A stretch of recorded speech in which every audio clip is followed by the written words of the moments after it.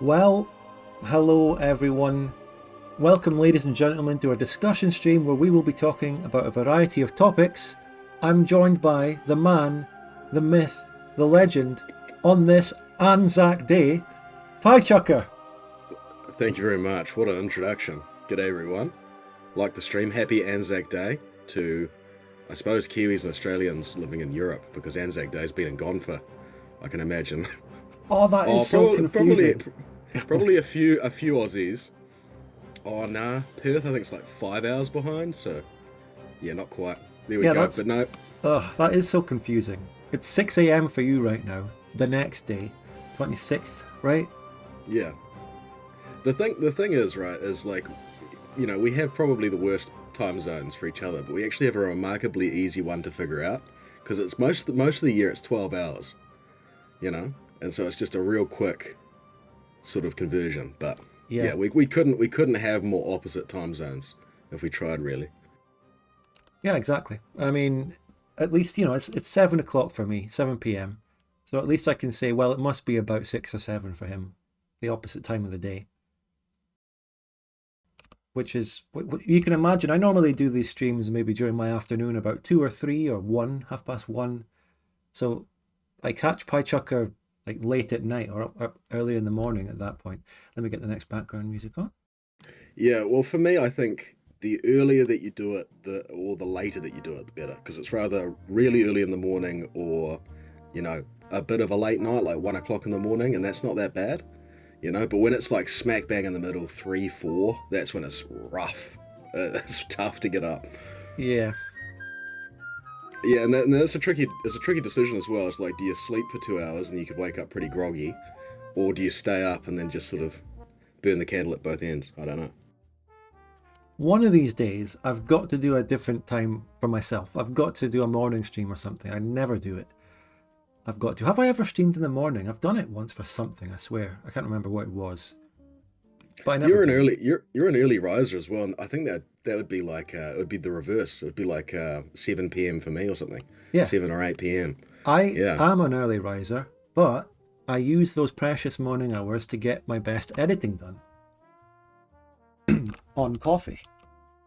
Yeah, and I'm like a night owl as well, so that's another thing. It would work. We would synergize very well Yeah, over that, maybe.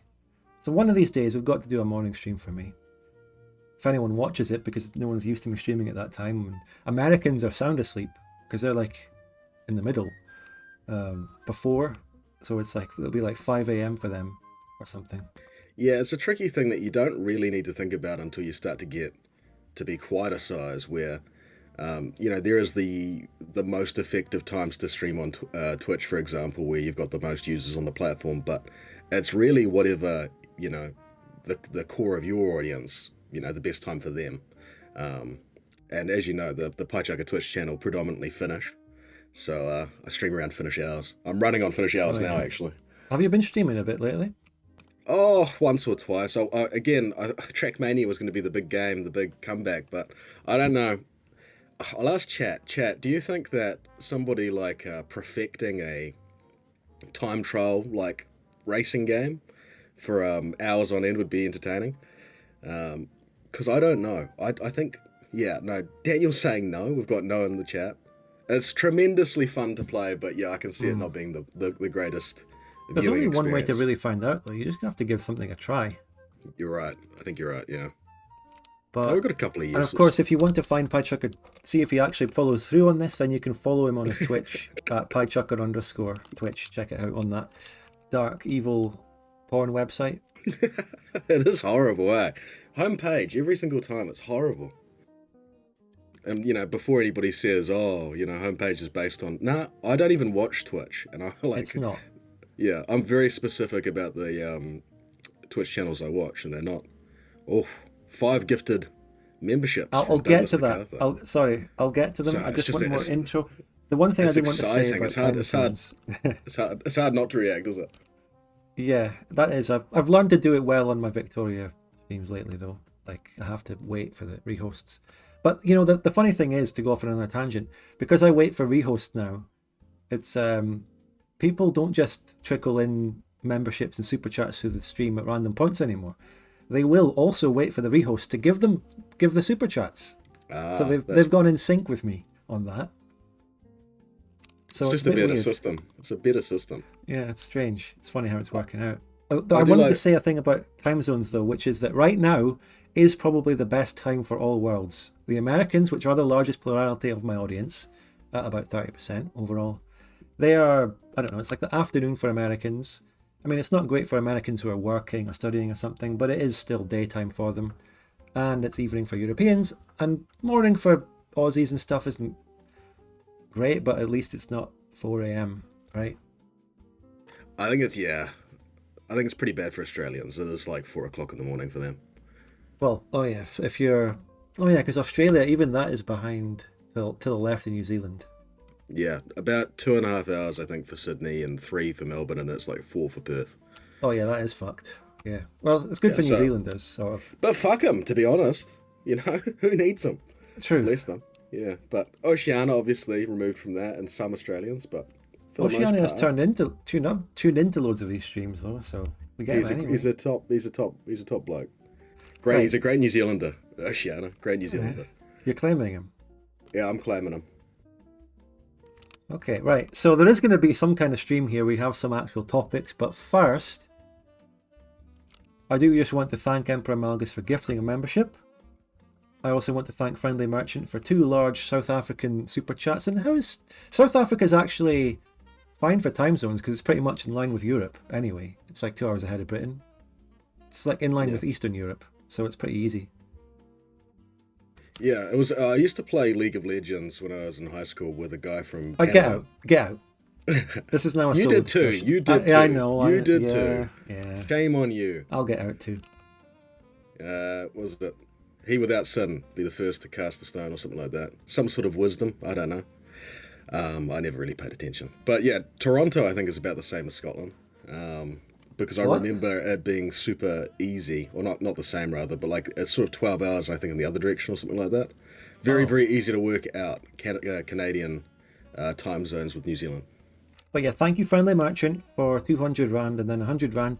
You have your copy pasta, which was originally for local, but you didn't change it out for Pidesucker, then you corrected that. And we also have Douglas MacArthur gifting 5 memberships. Thank you so much. I guess we're on our way to the next emote. So, I mean, as well as these discussion streams, I've moved all of my gaming streams onto YouTube. As we know, I've been having a very fun and successful Sunday Victoria 2 multiplayer campaign. The channel membership has risen massively through people joining, as well as loads of gifts happening in these streams. And we've got loads of nice emotes, and the most recent one to be added was the hug box.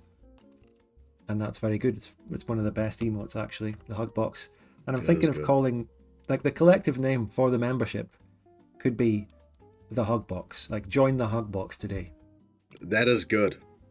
And listen, we've come up with a lot of, ideas around what we could call like the membership, and none of them have been very good. But the hug box could be very good. And there's many. Yeah, I noticed that. That's the first thing I noticed from our discussion stream is so many green names in chat. The majority. Yeah, definitely. When we were just doing discussion streams as my only YouTube stream, they were few and far between. But now that we've had a wave of memberships from me moving to only streaming here, it's a field of green in there. Perfect. Just an absolute sea of green. But what else was I going to say? Oh yeah, it's just as well that I call the membership the hug box now, because I was just if I didn't come up with the hug box, I was just going to start calling everyone my spuddies. Which was Potato McWhiskey's thing. Somebody said, I think. No, I didn't know that. I had come up with it completely independently, and I was going to do that. Oh, okay. No, parallel thought. Okay. No. So, oh god, right. We are supposed to. I need to get rid of the intro text here. We're supposed to be discussing some topics as well. It's only 11 minutes, not that bad. We've had some pretty long intros before Spud. We've had some long ones. Yeah, there's still a few little things I want to get through in the intro, though, like some little wee topics. But first, just to overview, I mean, we will be talking about Johan Andersson's Paradox Tinto Dev Diaries, the upcoming Europa Universalis 5. We'll be talking about Victoria 3's Sphere of Influence being delayed, and maybe we can have a quick look at some of the more dev diaries that have come out about that. We'll be talking about a couple of embarrassing bits of Paradox news on Cities Skylines and Prison Architect 2.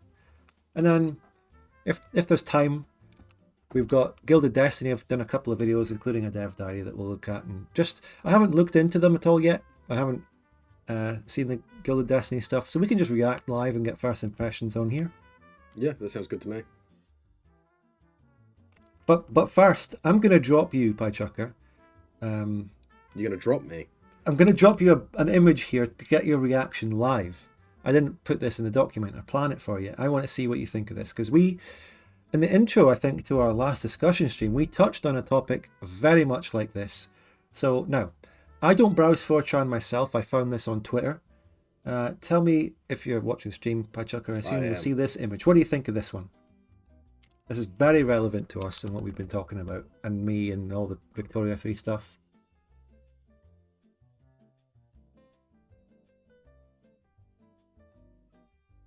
Oh, Jesus, it's so bang on. It's perfect. It's perfect. And what's chat's live reaction as well? Hello, Bob the Builder. Do we agree with this entirely? Do we? Is this pretty accurate? Entirely, but it does leak into some of these other things. Like, it certainly leaks into film and music.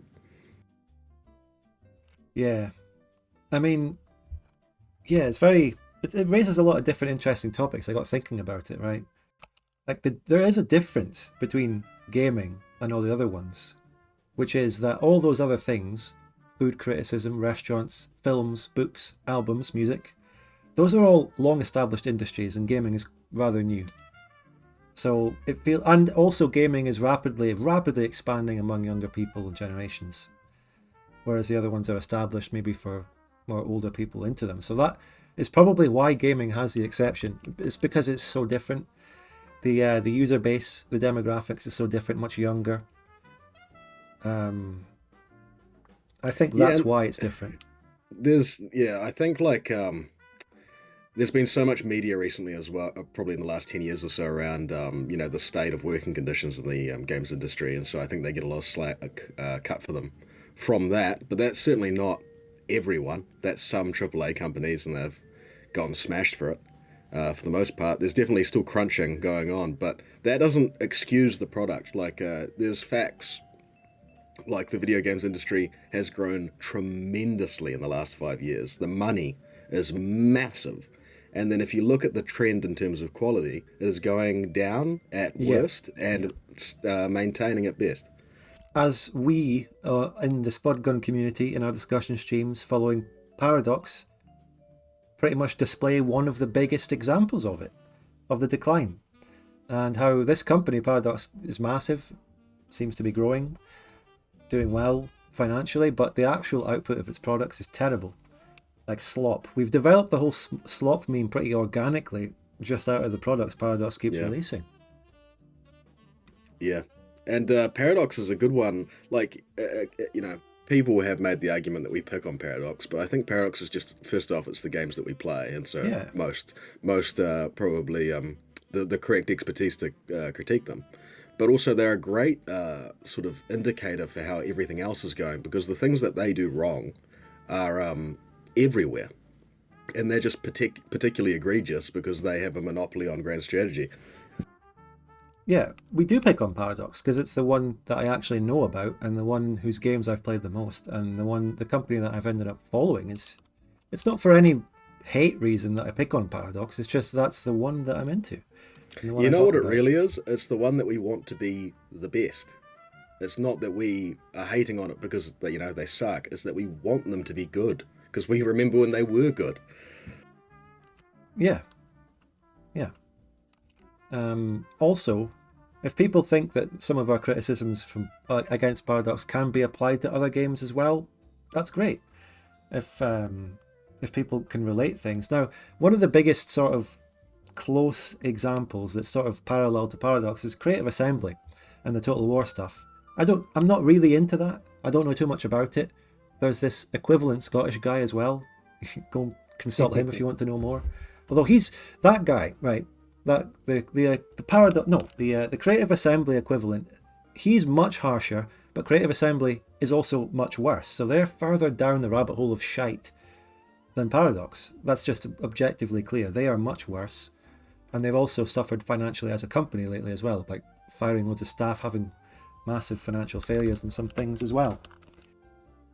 They're worse. Well, And the criticism they get is also worse as a result. You reap what you sow, I think.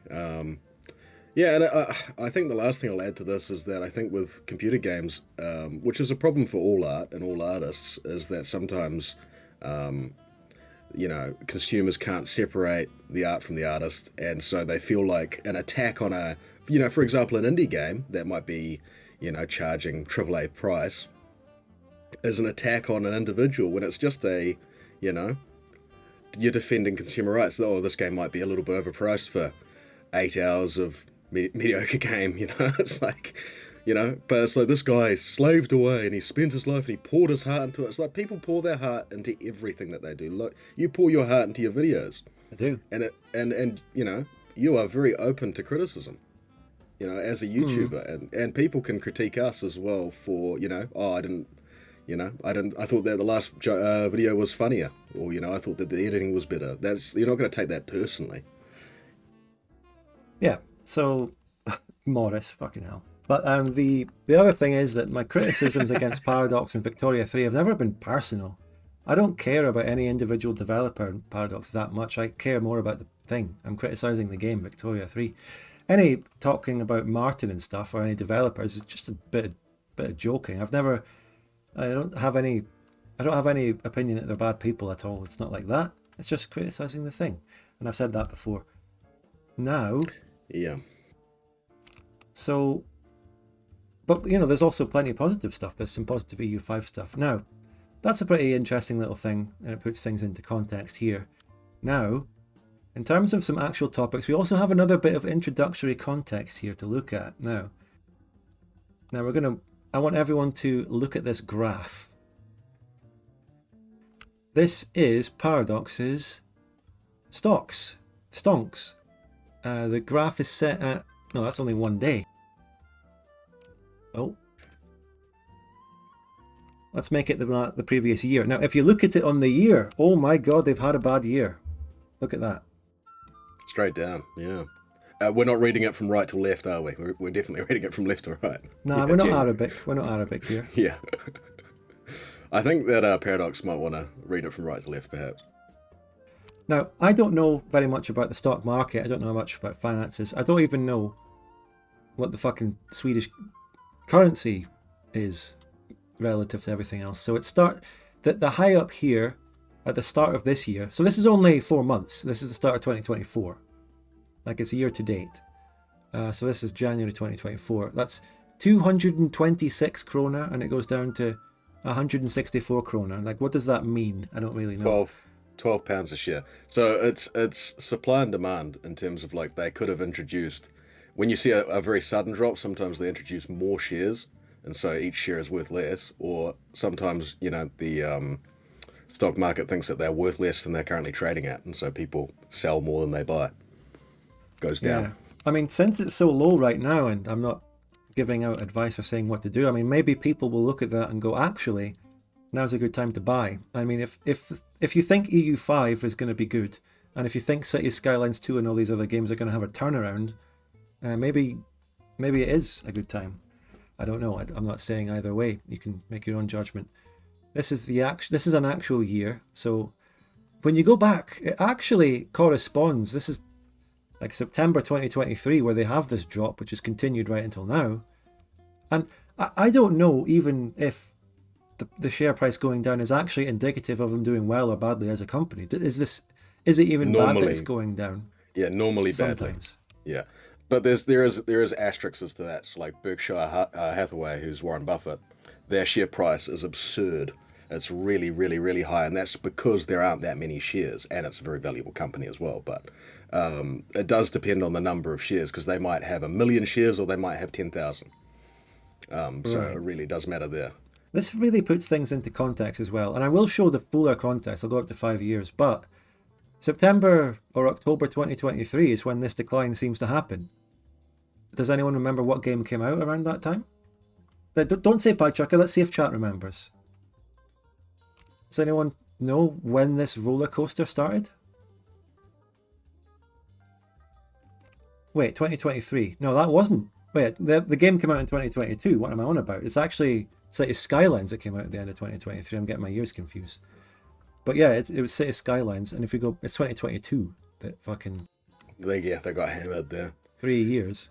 It actually was rising. See, it doesn't really correlate with doing well or badly. I don't know what's actually causing this. I Yeah. guess Well, in terms of stocks, it doesn't really mean anything for the common Paradox employee, but for the executives who often get paid majority in stock because you can't, pay less tax generally. That hurts pretty bad. You could be losing if you owned a lot of Paradox stock, hundreds of thousands of dollars. And yeah, this does actually correlate with City Skylines 2, which makes a lot of sense because that game is massive, and it is just their published game rather than. And we're going to talk about it later. It's got a lot of.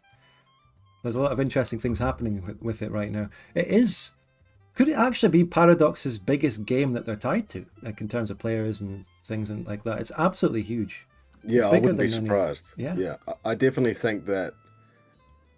Well, yeah, it was bigger. Like I knew it was big, but looking at the numbers and the fallout and the media surrounding the release of City Skylines 2, I was surprised to see how big it is and how important. And it's a game that they're just publishing, but it's so huge.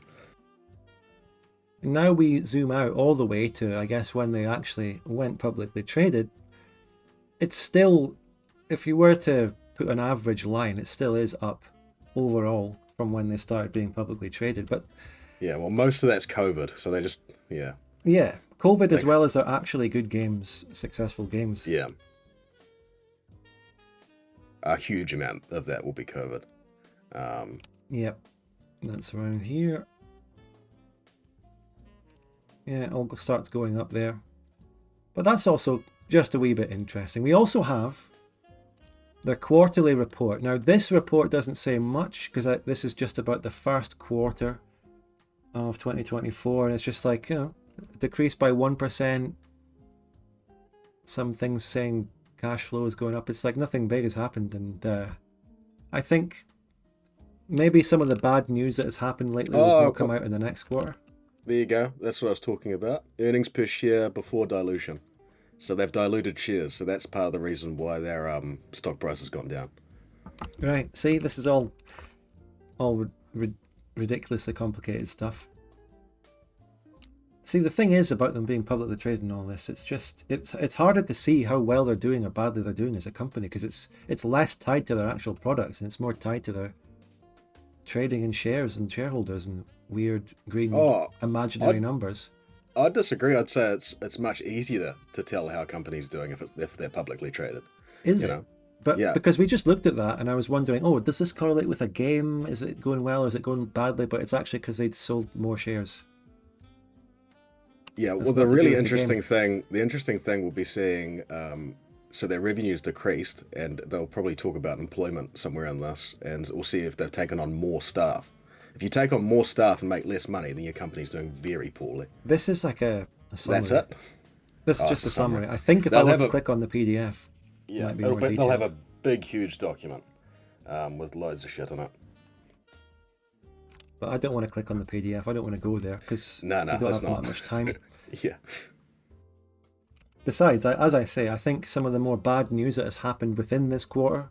I mean, a lot of it's happened in April, so it's outside of this quarter as well.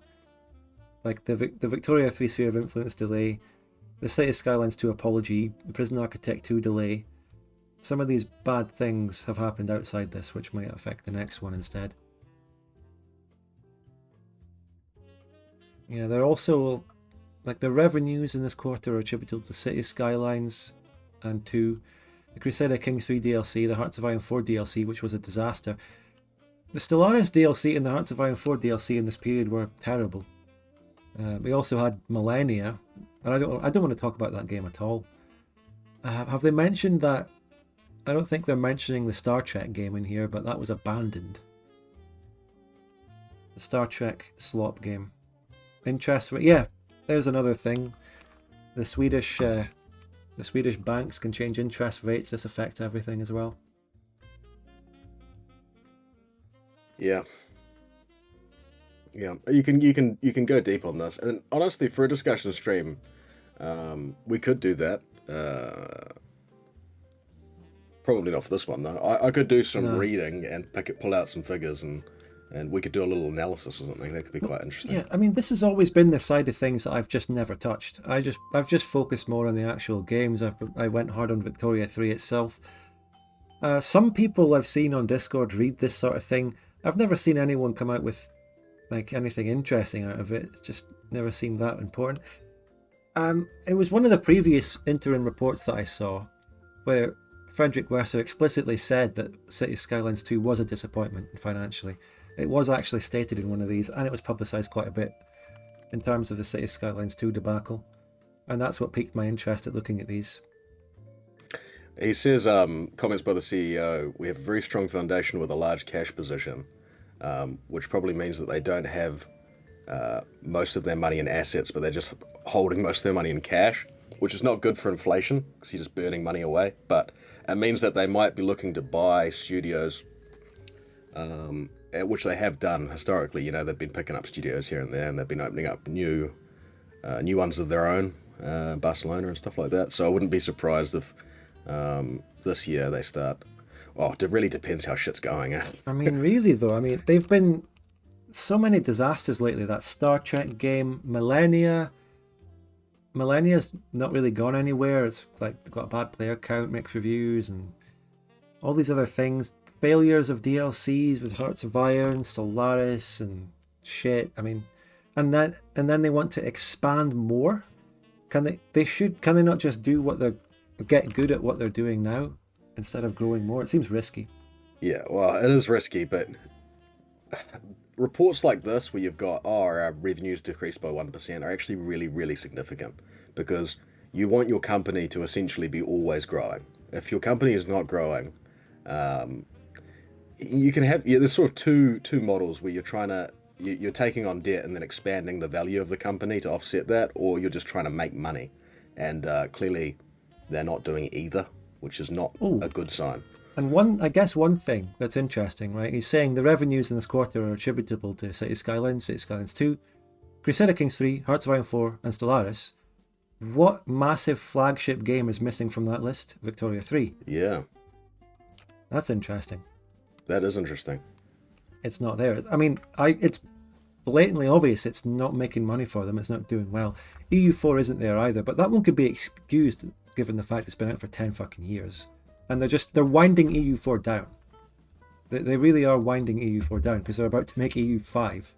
Yeah. I don't think it matters so much that one's not there, but Victoria 3 is supposed to be their flagship game on the same scale as Crusader Kings 3.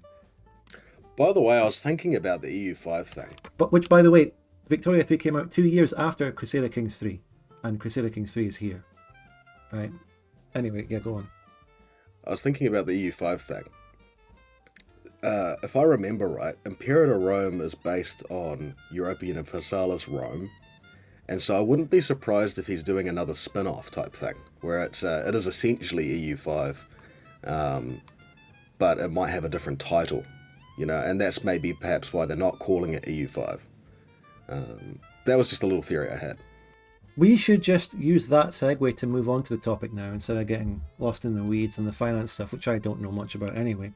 Yeah, we could touch on it, but would need to, have a bit of prep ready, I reckon, to make it interesting. It didn't really, because that quarterly report only came out today, so it's hard to look at it.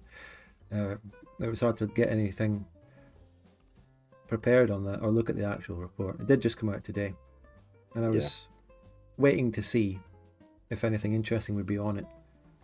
So, take a timestamp because we're moving on to finally talking about the flagship topic of the stream.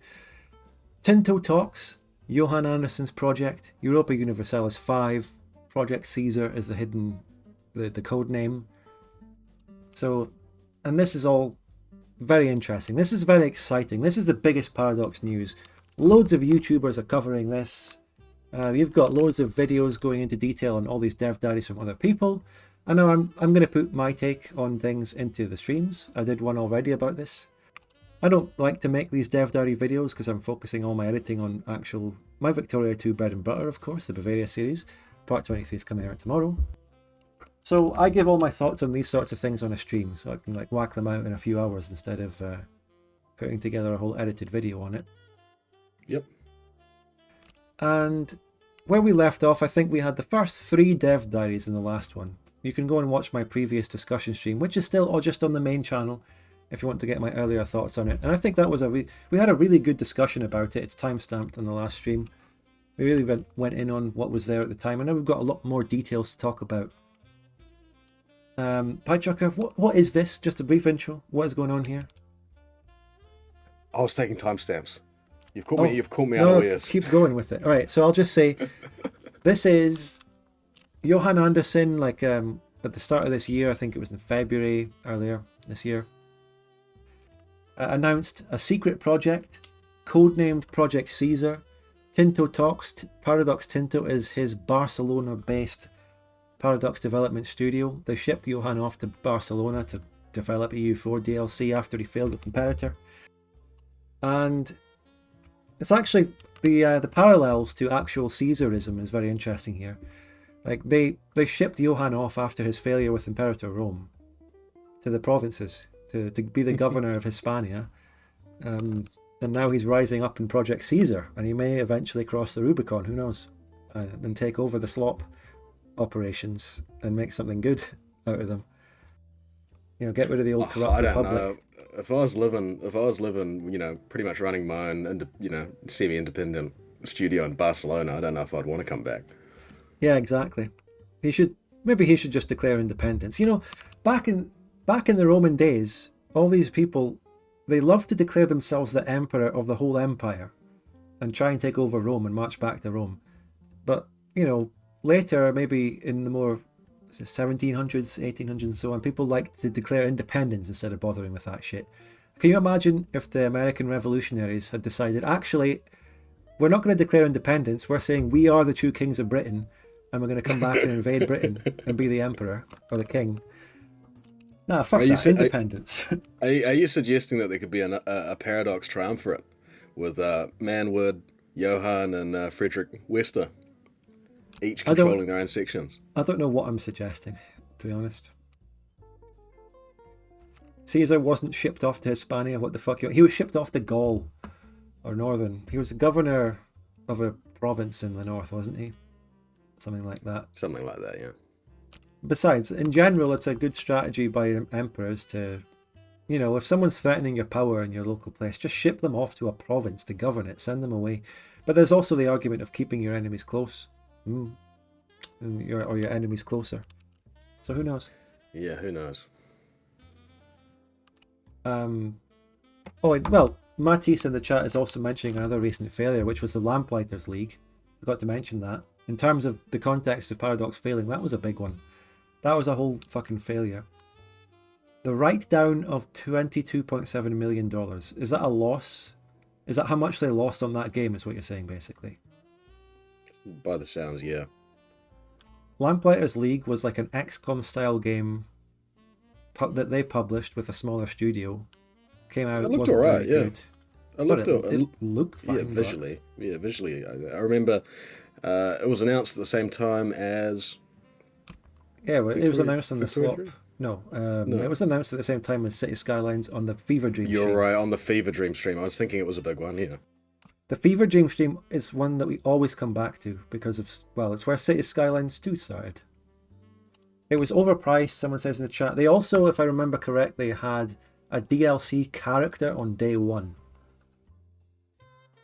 Like a whole character, which is a big thing in a game like that. Yeah. As a DLC on day one. Lamplighters League has to be one of the worst names for a game ever, honestly, from chat. Honestly, the more I say it in my head, I agree with you. It's not perfect. It's yeah. Only one, I don't know.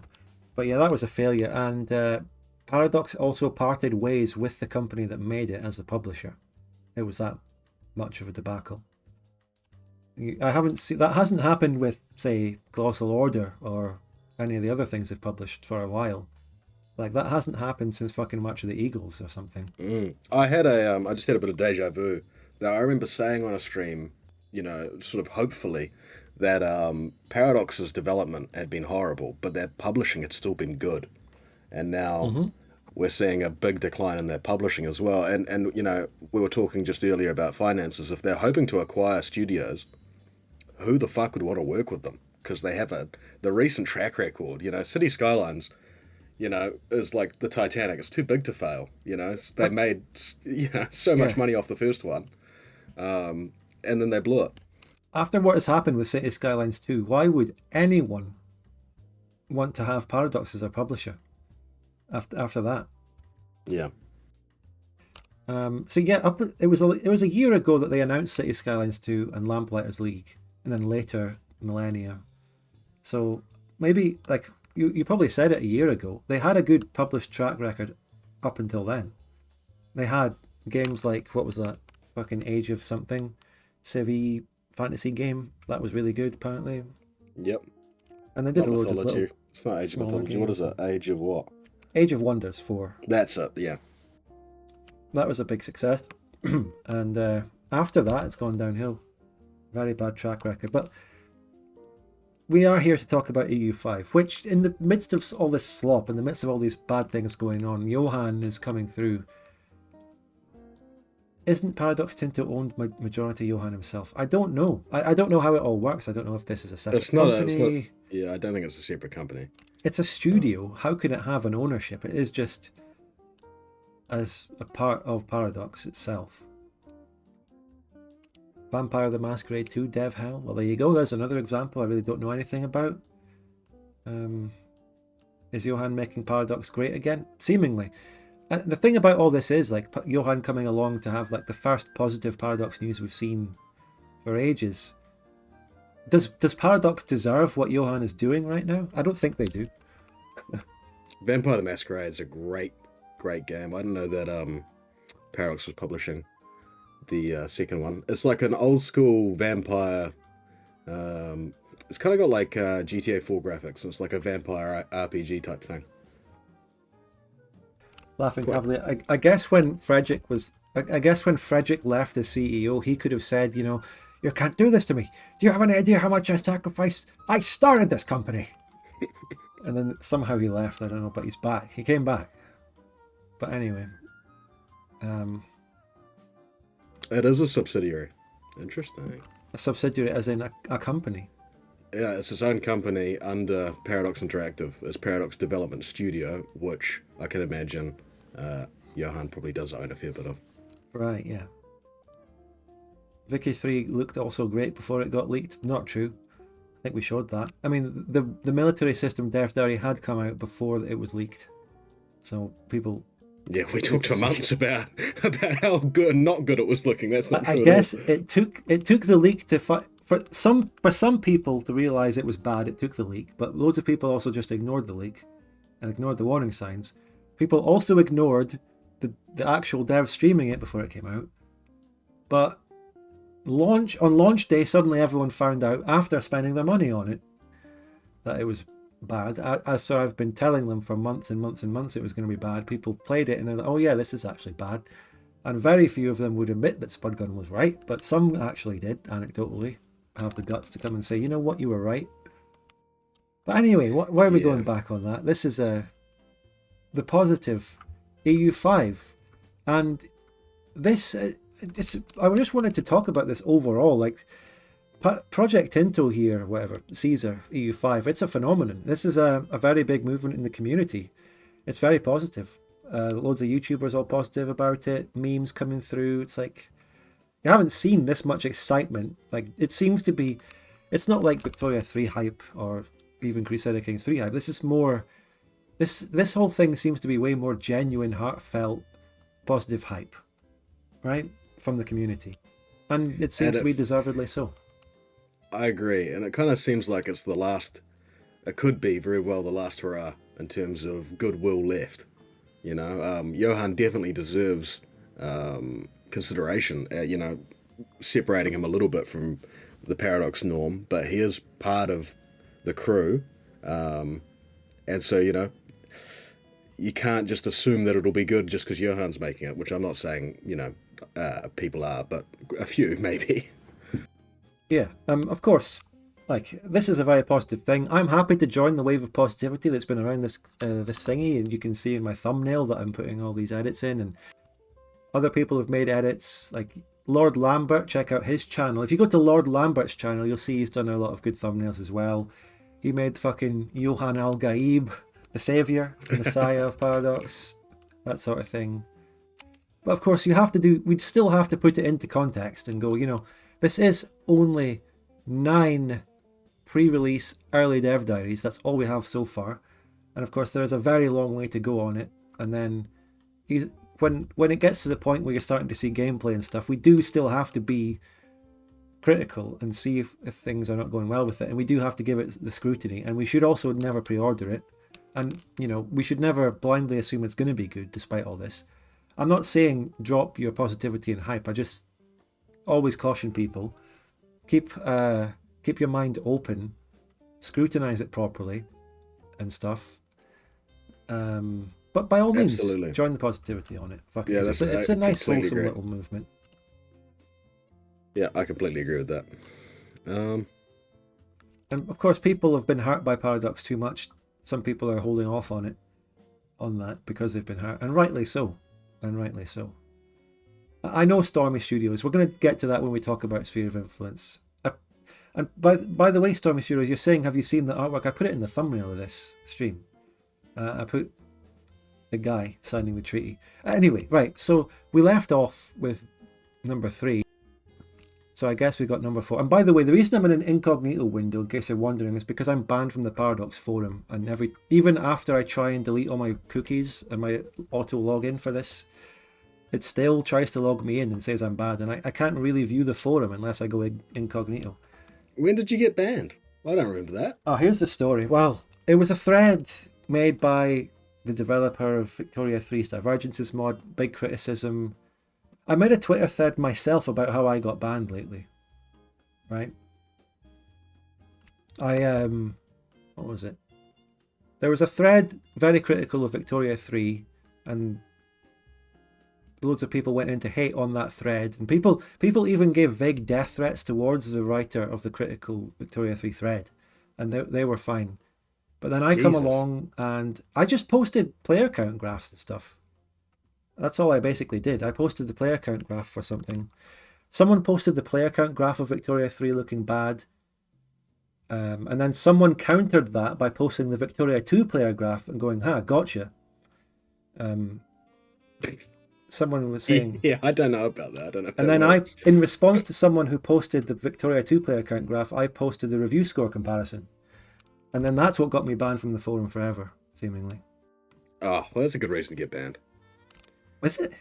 Well, it's a good... I'm happy to martyr on that, but it's not a legitimate reason. From your perspective, like, if you're going to get banned, that's a good reason for you to get banned. But I'm saying, of course, that's an insane reason for you to ban someone, of course.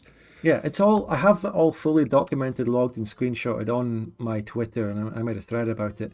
Because I'd gotten into the habit, since I've been banned and had messages deleted on the Paradox forum so much whenever I go there, I did get into the habit of screenshotting every post I make after I make it, because I know it'll get deleted, so it's all visible. But that's a sidetrack thing, right? That's why I can't view this fucking forum. So it's fine, fair enough. If you don't want me to post on your forum, fine. But I can't really even go onto it to look at stuff like this easily. I have to go on an incognito window. Anyway, so I haven't actually read this dev diary. This is number 4. We have the government types. There are 5 governments in the game. I haven't read this one yet. So you got... This is actually, right off the bat, they've actually got different government types in from what seems to be day one. They're not adding them in on DLC or something, it seems, right? Yeah, still can't play anything other than monarchies and CK3. Yeah. Interesting. I mean, defining parts, the estates mechanic. Now, yes, some of the other dev diaries go into more detail on estates. And that stuff, I think overall the estate stuff, we can maybe zoom a little bit ahead and have a wee look at estates. I think the estates thing is something that's going to be a good carryover from EU4, because a lot of this game is going to be diverging wildly from EU4, going back to Victoria and EU3 mechanics, but bringing over the estates is, I think, a very good way of bringing some of the stuff that worked well with EU4 into it. Would you agree? Yeah, I agree. I think estates, as an EU4 player, estates when they first came out were one of the worst features I've ever seen. So I'm looking forward to seeing and reading a little bit about the estates ideas for EU5. They are very, very different in a really positive way. Yeah, and I'm going to be I'm dotting about between a few different dev diaries here because there's a point I want to make. So the estates mechanic is going to be coming over, but in EU5 I think it's going to be a lot better. There's going to be a lot more interaction with it because you've got an individual tax slider for each estate. That is way more in depth than anything in EU4 with estates. Also, this is all going to be based on the POP system, which was announced earlier, right? And if your estates are actually based on POPs, and you can physically look and see, I've got X amount of noble POPs, I've got X amount of burger POPs, that makes the whole thing really deep as well. With EU4, it really is just arbitrary numbers, modifiers, and just random numbers that aren't really based on much. To this day, estates are much better, but they're still a fucking nightmare. Like they are Yeah. much better. But like yeah, estate. You quite to do your estates. In a good way. You look up estates guides. What's the estates meta and shit like that. It's like, it should be much more intuitive. It should be, and we'll get into the fact that it's based on a pop system, which is huge. Yeah, but basing it on the pop system makes it grounded in something real and good. And I think there is also something in one of these dev diaries that did say you do have privileges for estates, which is probably going to be like the same mechanic where you give various things, which is an extra modifier on the estate. I don't know if it's in this dev diary. Which one would it be in? It might be in this one about control, which is also a new mechanic. Is it? No, I don't think so. There was something about an estate. Yeah, it might have been in loans. I can't remember. Control is a mechanic in CK3 as well. Is it now? Yeah, they're bringing in control here is another new mechanic we can talk about bringing in. So there's something.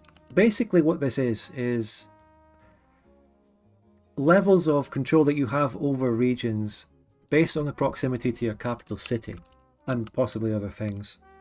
So the further something is away, or in other words, the harder it would be to physically get to it over land or by sea, there's going to be a negative modifier applied. Basically, you can see a map mode here, and yeah, the map is looking sexy, isn't it? And you can see a map mode, right? I'm liking that. The shades of that is instant It's Victoria nice. 2 map mode vibes.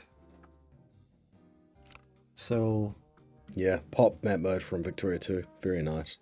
Wonderwall is saying the green to red heat map of central government control is exactly what MEU does. Yeah, loads of people have been saying that this has taken a lot of good stuff from MEIOU and taxes, or some of the biggest EU4 mods, and that some of the members of the development team of that mod are in the actual Tinto development studio now, which is... Oh, that's cool. It's all a pretty good thing. It's not the weird bastardized situation where you've got Hearts of Iron 4 TNO developers making up the Victoria 3 studio. No, this makes sense, right? It's big modders from the actual game moving on to bring some of their interesting ideas to the sequel of the game. That's a pretty good situation, I would say. Not The like Valve strategy. That's kind of a play on the Valve strategy, which has worked so well. Yeah, and I guess if people still don't know to this day, Pacifica from TNO is on the Victoria 3 development team. I mean, every time I've mentioned it so many times now, some people still don't know that, and some people still go, what the fuck, whenever I say so. I guess if people still... did anyone not know that? Or does anyone know who that is? Or does anyone care? Anyone know? I don't know if people are still reacting to that to this day, but it's true. She's written dev diaries for them. Look there, wow! Didn't know, but that's funny. Yeah, people still didn't know. Everyone is hating on TNO, but I still don't know why. I've never played it myself, but it's got weird connotations, I guess. it's a community that's had a lot of drama. Maybe the mod is good and all that, but boy, the community was crazy.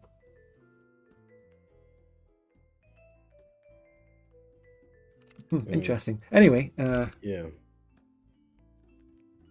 just an example of how not to bring modders into the games, but this is a good example here in MAU and Taxis. But anyway, yeah, control. Now, this Dev Diary also outlines, I'm not going to read directly the Dev Diary, I've read this earlier today and I took notes and stuff, so I just want to say that maritime empires may be a lot stronger in this because the control can be affected by your trade, like your maritime power, your ships, like how Mm. well, and that is so. Yeah, I don't know. It's interesting. It could lead to some wonky stuff if it's just a catch-all rule. The further something is away on land, the harder it is to get resources out of it. But you might have other ideas around like building regional administrative capitals, and maybe you could have like green zones and stuff. I don't Yeah, know. that is stated here. That is It stated in the is. Dev That's Diary. good. You can Fantastic. make buildings, but I can't remember specifically what building it was that they said you could make. There was something like a control. It says here somewhere there is a building. Proximity is a distance to capital. There are buildings you can build, like a bailiff, that will act as a smaller proximity source, but that has a slight drawback of adding more nobles to the location. So yeah, you can extend control. I mean, it would be a fucking terrible system if you couldn't extend control. Yeah, yeah. No, so in that case, I think that's a pretty cool system. Yeah, this will completely change the dynamic of a game because this It, doesn't exist meaningfully in any other Paradox game. Well, maybe Crusader Kings 3 or whatever. it's also a great way. One country I can picture it being really great for is Russia, because it's quite hard, and I think they've found it hard at times, especially modders find it difficult balancing Russia and making Russia feel like, still it's rather too weak or it's absurdly strong. Because it's strong for some reasons and then weak for for other reasons. Um, and so I think this could be really great to sort of weaken countries that are traditionally sort of way too strong in Europa, like Russia, China, Yeah. This Indian is nations. this is going to have an effect on blobbing. It's going to maybe not, it won't just probably won't just be a straight up prevention to blobbing, but this is going to affect how and where you blob. And if if in real history the proximity to capital cities was actually a thing that affected where empires chose to expand and what affected how empires interacted and where they expanded, which it probably is. Is it fair to say that the capital city is a very important and this control is a realistic feature? I think it probably is. Then this mechanic it's going to make the game very different from past EU games. Yeah, well, this is certainly a much, much, much better system than the current system in EU4, which is governing capacity, which is just an arbitrary Oh yeah. number that increases based on government reforms, which is based on your monarch's power generation, which is again just mana. So it's based on nothing. Whereas this is like, first off, you've got a visual thing, showing you your control, which is much cooler already, and then a system based on pops. Somebody mentioned sort of where I was going with it, which it can sort of balance really high pop counts in China and India and stuff like that. So yeah, much, much, much cooler idea. Yeah. And I'm trying to get at a really abstract point that this, in EU4, you can do some expansions in that game, which are just kind of weird, unrealistic. Like, you could be. I mean, the only thing one of the big things that prevented awkward blobbing into random locations was maybe coring distance. Like, it's hard to go around and invade another country that isn't near you because of coring distance, but you can always know CB people or whatever. But this game is going to ground things and probably make countries interact and go more realistically without relying on a railroaded mission tree to determine where countries go. Like, Yeah. this is going to be a mechanical way to limit countries to more realistic expansion and interactions rather than, fucking mission tree going, oh, you expand here, and you expand here. Yeah, I don't think anything's really going to stop someone from blobbing because it's just the nature of the people playing this game. They'll find a way. They'll find a way. Where there's a will, there's a way. But it really depends how impactful it is, and I'll be interested to see. It could be a cool visual and something that you can get around relatively easily, or it could be really punishing, and it'd be interesting to see. Also, it could be more punishing for different countries. It's interesting. Yeah, specifically, you have the control of Kalmar, for example, in Sweden is 56.15%. It's going up every month to reach a maximum of 58.2%. And that sort of number is like an EU4 number. I remember like something going up to a maximum of 58.2%. Yeah. Yeah. That's an EU4-ish number. This seems to be replacing autonomy as well. It's taking things like government administration capacity and autonomy and merging them into a different mechanic, I guess. And representing it in a much, much better way. Yeah. So, smart idea, and seems to be a really, really solid idea, and we'll just have to see how they execute on it. Yeah, and of course, the modifier is giving you minus manpower and minus 43.85% sailor. Oh, and I guess sailors and manpower. Now, hold on a minute, EU5. If the game has a pop system, then why is it still saying sailors and manpower? Hold on a minute. Someone explain that. You could have sailor pops and... Oh, yeah. You might... Sailor's different pop? I don't know. Maybe it's a copy-paste placeholder from EU4. I don't know. Can someone explain that, chat? Men of age, civilian sailors... The number of pops from your commoners that you can levy. Levy size is there as well. As a different thing. Birth rate, recruitable pops. People trained, age to serve. Someone's saying pops generate manpower. So your manpower is not your pops. It's a generated number from your pops. What? Is that what this person's saying? Or is chat talking shit? Pops produce manpower. That's what chat's saying.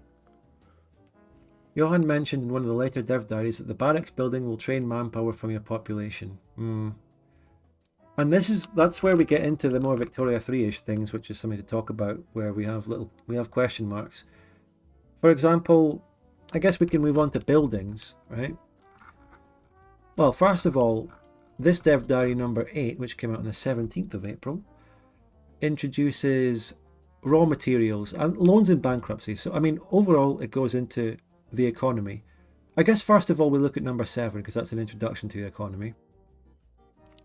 If I don't already have it open on one of my million tabs.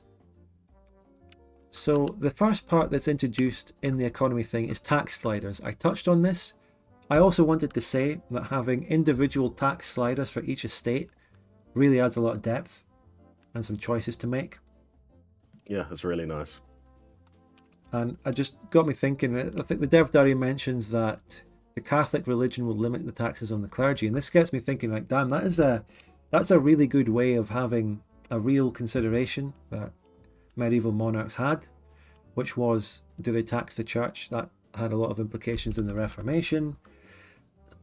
Kings wanted to get, they see a third of their country being owned by the church. They see all the money the church has, and they go, oh, I need that. I need that to fight a war against France. And then they abolish the monasteries and whatever. So that is a very important thing. And I think that's a good mechanic. Bringing back sliders overall, going back to EU3. It's good stuff. I like that. Yeah. Agreed. 100%. Johan also explicitly says at some point, it might be in this very Dev Diary, that, sliders. Having some buttons for just a few possible options for taxes or expenses like an imperator is not really fitting for a GSG with deep economical gameplay. So Johan, of course, tactfully mentions his own game, Imperator, his own failure, in why he's doing sliders instead of buttons, but we all know another elephant in the room that is referring to. Yeah, I'm surprised he gets away with it, to be honest. And I wonder if he does get away with it, because he's been dropping a few bombshells, really, where he's alluding to, Victoria 3. But he's right. I mean, he did Imperator. Right? He's just going back and saying Imperator did this wrong, so we're going to do it with sliders now. The fact that Victoria 3 did it the same way as Imperator isn't really his fault or his problem. They chose to do their thing. It's a different development studio anyway. So we're also I'm really interested in what he's gonna go with the trade system. Now I like the trade system in EU 3 and 4, and I'm very interested to see where he goes with it. The thing is, as we'll get into with the economy here,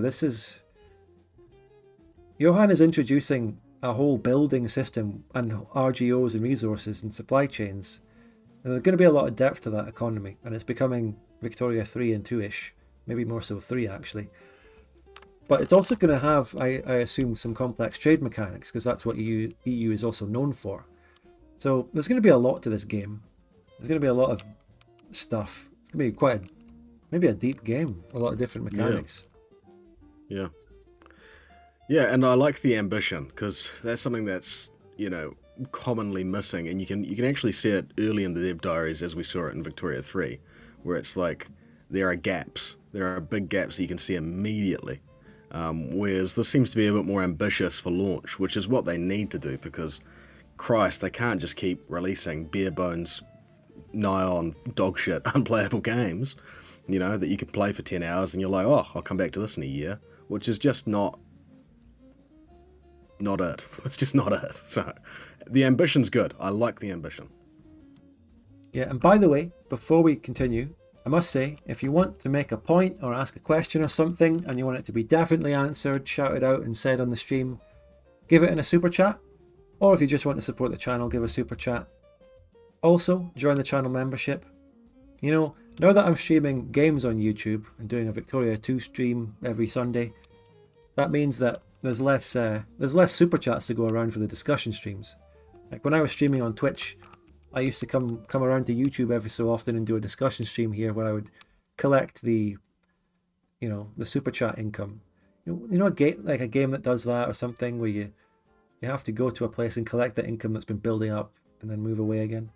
It was like that. But now that I'm streaming on YouTube regularly, there's less super chats in the discussion streams. Yeah. Maybe I should do discussion streams on Twitch. That's nuts. What are you talking about? I'll never do that. No.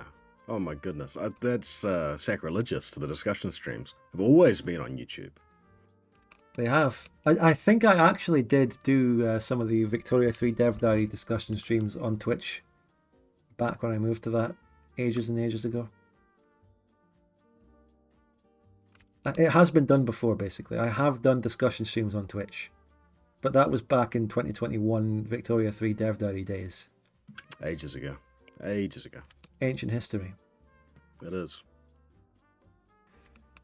But anyway, we have an interesting economy. People in the chat were saying, I did read through these later Dev Diaries, but there's still details that I must have missed, because people are saying that trade is going to be more dynamic.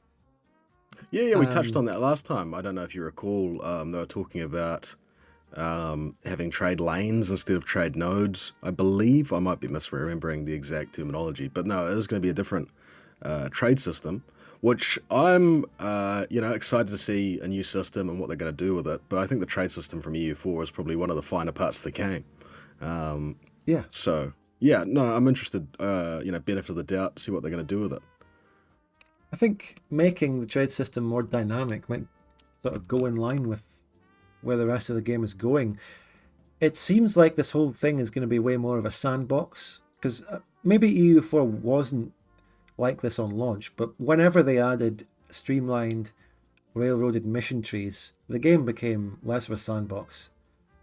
Oh, big time. Yeah, big time. This seems to be moving more into a sandbox, and they're also opening up more options and mechanics, like more dynamic trade, maybe trade centers moving to different places, or trade going in different directions.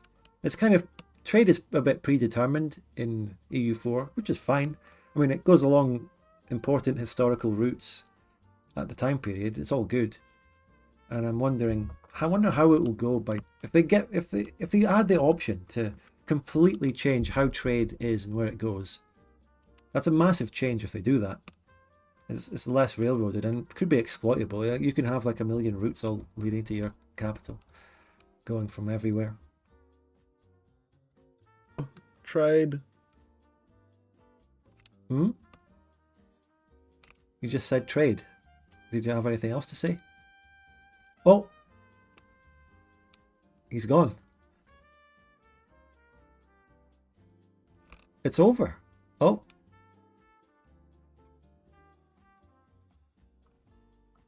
You all right? All right, am I back? Yeah. Oh, for goodness sakes. All right, Who's this? train boy. No, hello. Do you have any thoughts on EU5?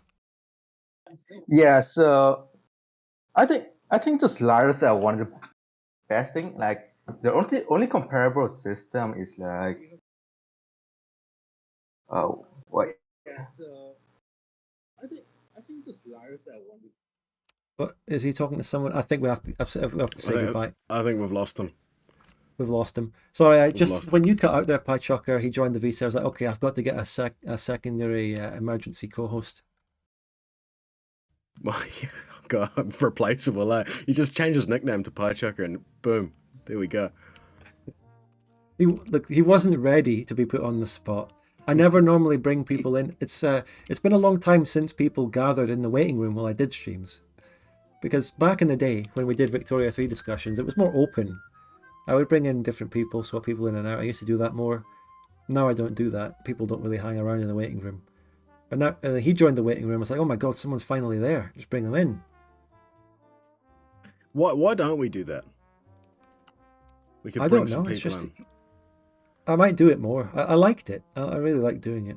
It is good. I'll maybe introduce it more from now on. It's just that in these discussion streams, we normally have more of a set discussion, topics to get through, which we do here. Like, we've got a lot of topics. For now, I'm not going to bring anyone in, but maybe later, if anyone is ever there. It's just, when you cut out, Patrick, I made a point and then I waited for you to respond, and then all I heard Apparently was, trade. Trade, and then he disappeared. Yeah, and then Paradox cut the internet. Unfortunate. No, I think it's a ping thing. Honestly. If you could give me like 2 minutes, I'll reset my computer. I don't think it should happen again. I'll give it a quick restart. Wait. No. Don't do it. Just stay. Do it. If something happens again, then you restart it, because it could just be fine. Okay. You're right. Trade dies. Yeah. And where's our damn super chats? See what I'm doing? I'm responding to the chat too much. I'm not forcing them to go through super chats to get to me. People are just allowed to type anything they want, and I respond. There needs to be a barrier. People need to only get through to me by super chats. I'm erecting the barrier, the super chat barrier. I will not respond to you unless it's in a super chat. So someone in the chat mentioned start date, but I'm not going to talk about the start date unless there's a super chat about the start date. Damn it! And it's got to be $1,337. Well, the thing to touch on the start date. No. Interesting that they're going. No, interesting. No. Wait. Interesting that they're going hyper futuristic. You know, I think it's the modern day 2024, April 27th. That's the start date, is not?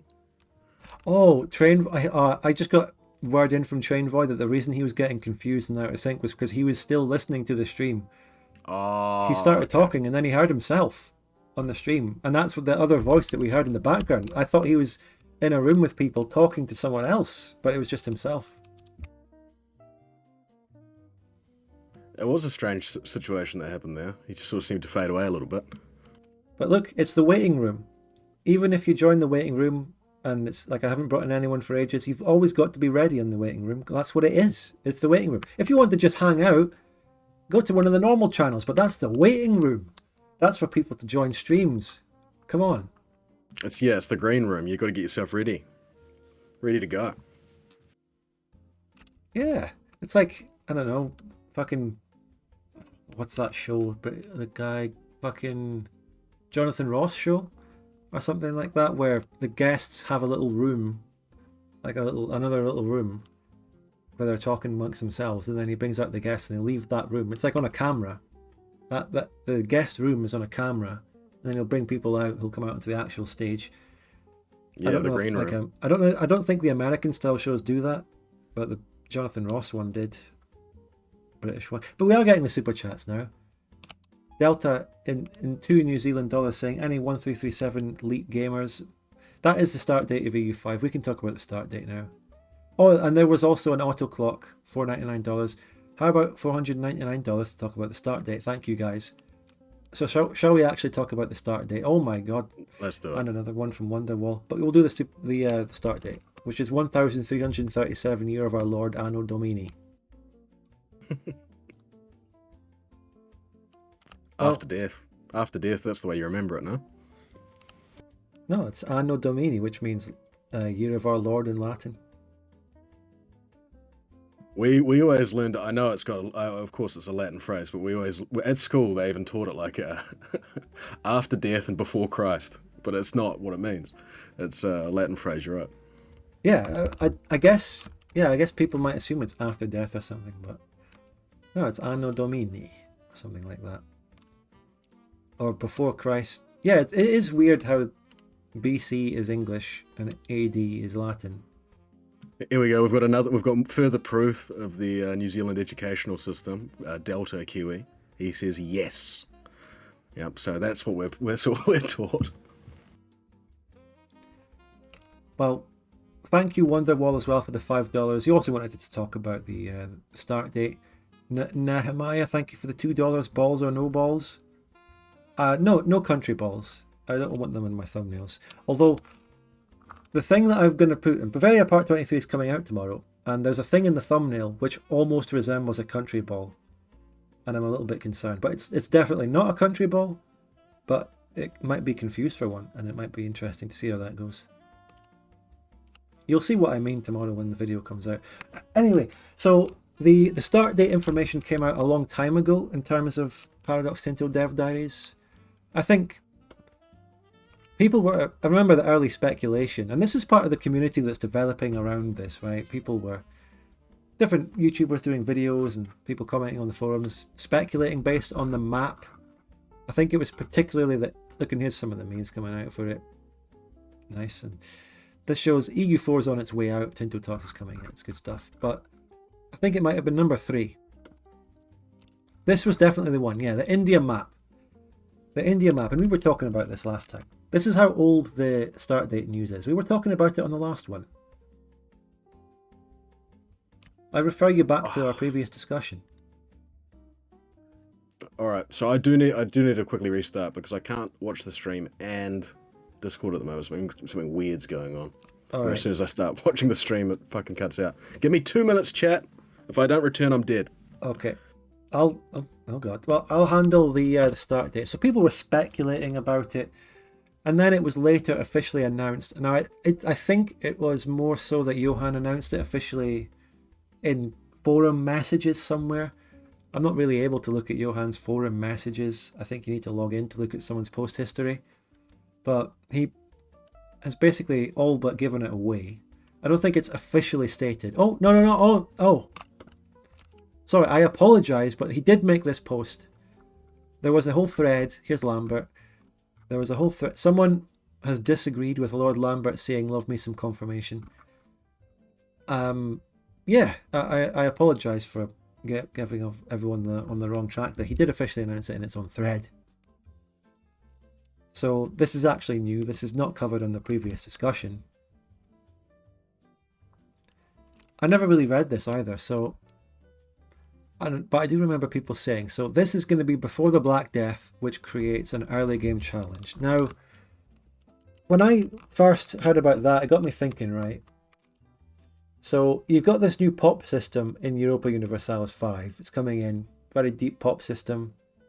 And like the first thing that's going to happen to your pops in the game is they're all going to fucking die to the Black Death. Is that really that fun as a game mechanic? Is that going to be fun? Like an absolute catastrophe, your population collapses. Like when every game of EU5 is going to start with your population fucking collapsing. Is that really fun and engaging? What do people think of that?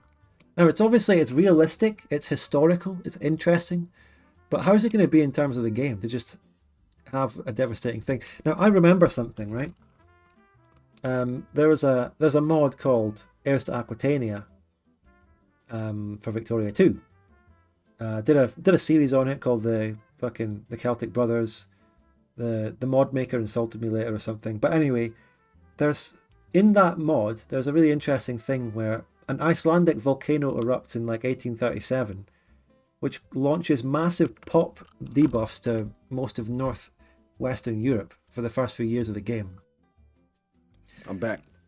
Hey, Pie Chucker.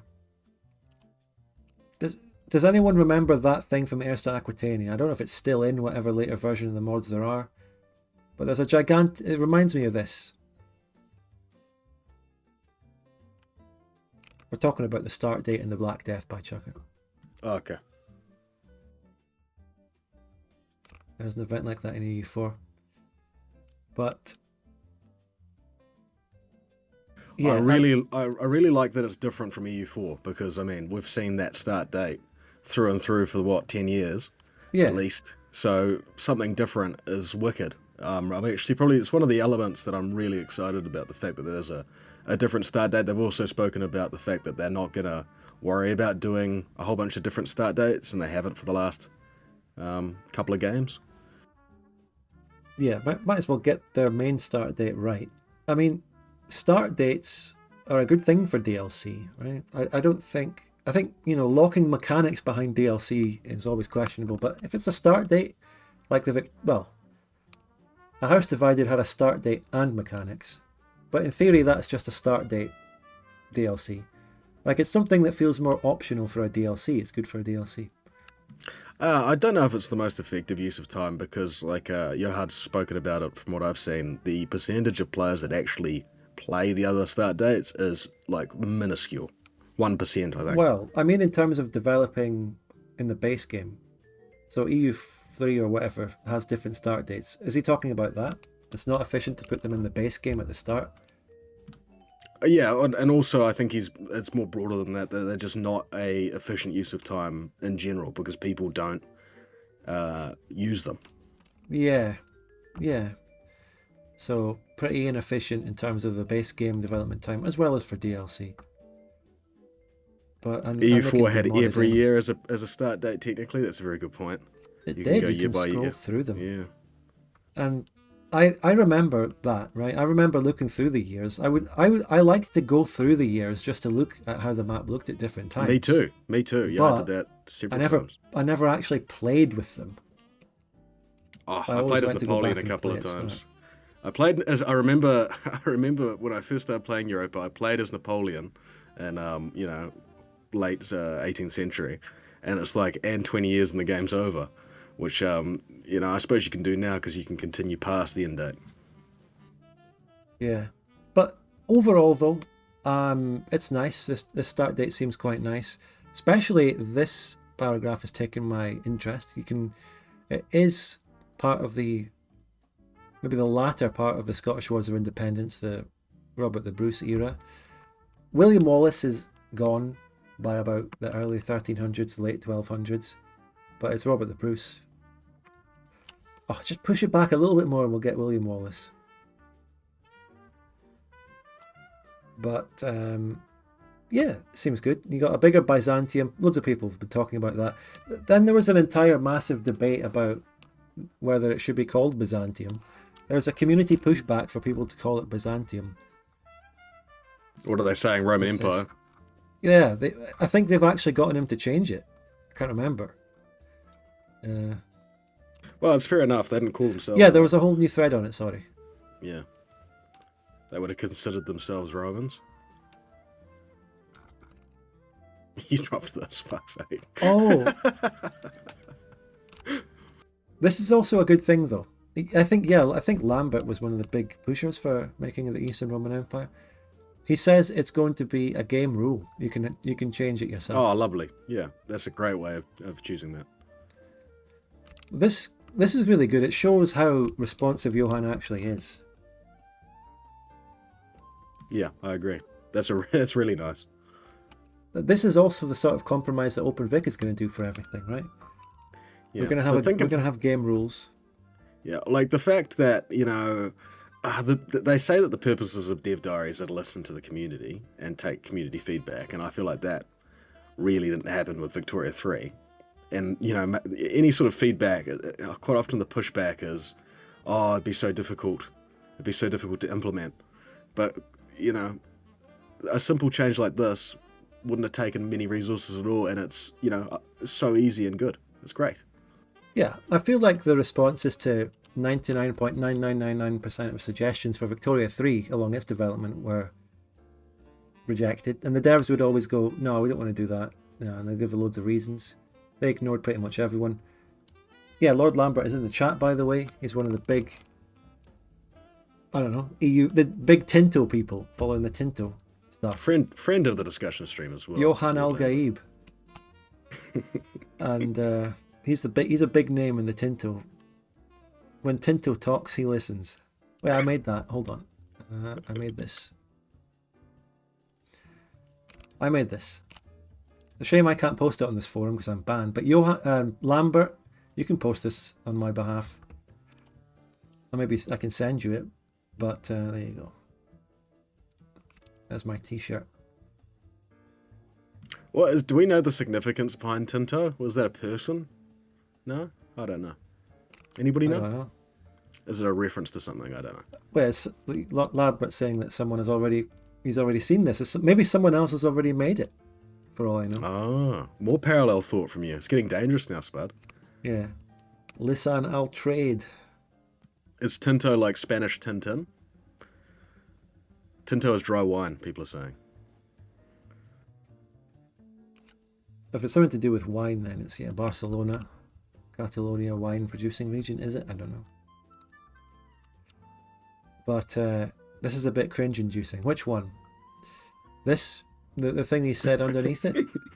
The Greek country centered around Byzantion will be known as the Eastern Roman Empire, even though they're about 1,000 Roman miles away from the city of Rome.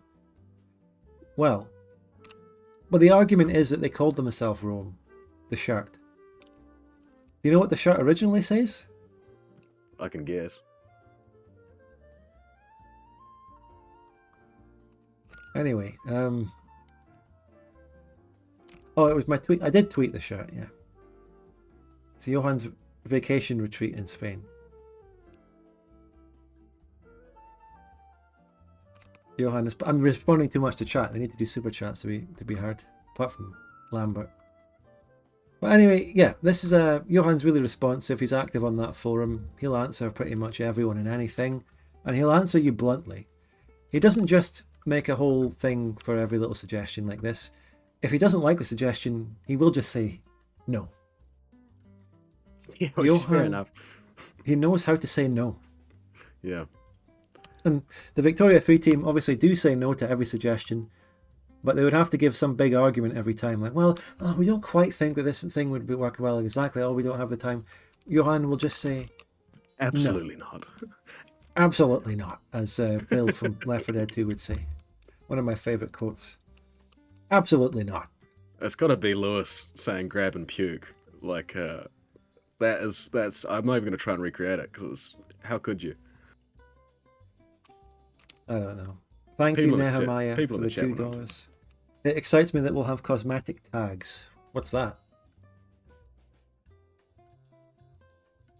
I don't know. Cosmetic tags in CK3 are like forming your own kingdom and stuff like that, I think. Because you can do that in CK3 and CK2. Form your own kingdom. Yeah, custom nations type thing. But maybe custom nations on the fly, like in the game. You don't have to set them up at the start like you do in EU4. Right. Oh, custom and dynamic tags within the game itself that can form and develop would be interesting. Yeah, exactly. Yeah, okay, that's good. Yeah. That's good. Of course, you can just rename everything in EU4. But anyway, okay, that's too far ahead. I've opened every fucking Tinto, so which one do I wanted to look at? I wanted to look at just the most recent one on construction. 7 to 8. 8. I think we can look at 8.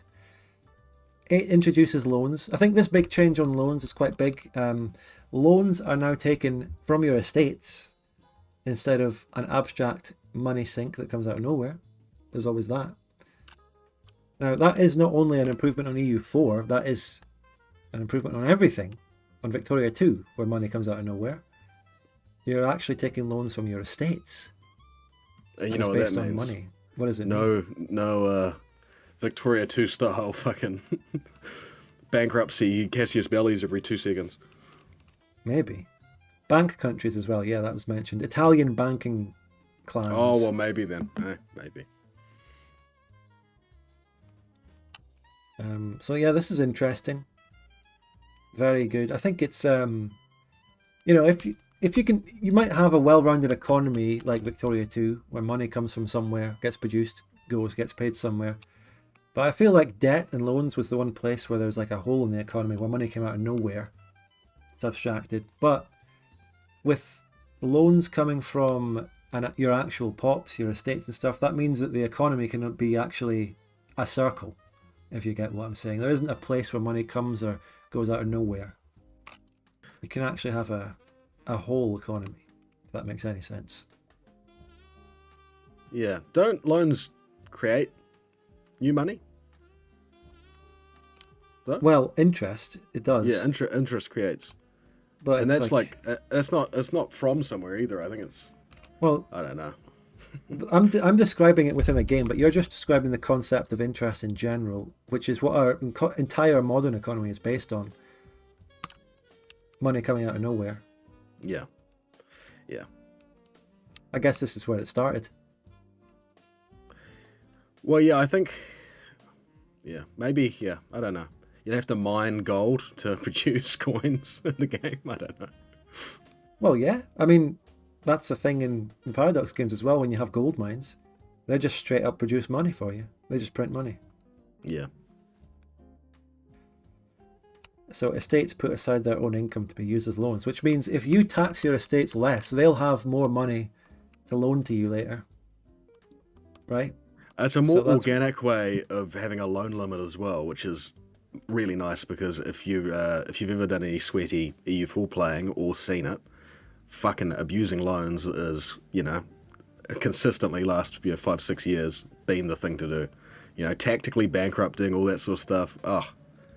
It's the side of the game I'm not a big fan of. Some people really enjoy, so not yucking their enjoyment of it, but yeah. I like this. Having a more organic loan limit, making it less exploitable. And it's a great way of making things less exploitable. Just make them based on real shit. You know what I mean?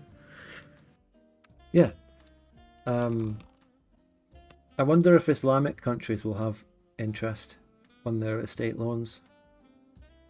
They've got ways around not having interest. Like they do rent to buy schemes and things. It's actually really interesting. Well, let's not get into it. It's probably too complicated. It's like the economic discussion we had at the start. No. What I'm saying, yeah, you're right. I'm not trying to get into it. But what I'm trying to say is that if they did have interest, that would be fine because they have ways of representing it. It would represent their way of doing business, just calling it interest. Also, if you go early enough back, usury is a thing in Catholic Church and Christianity as well.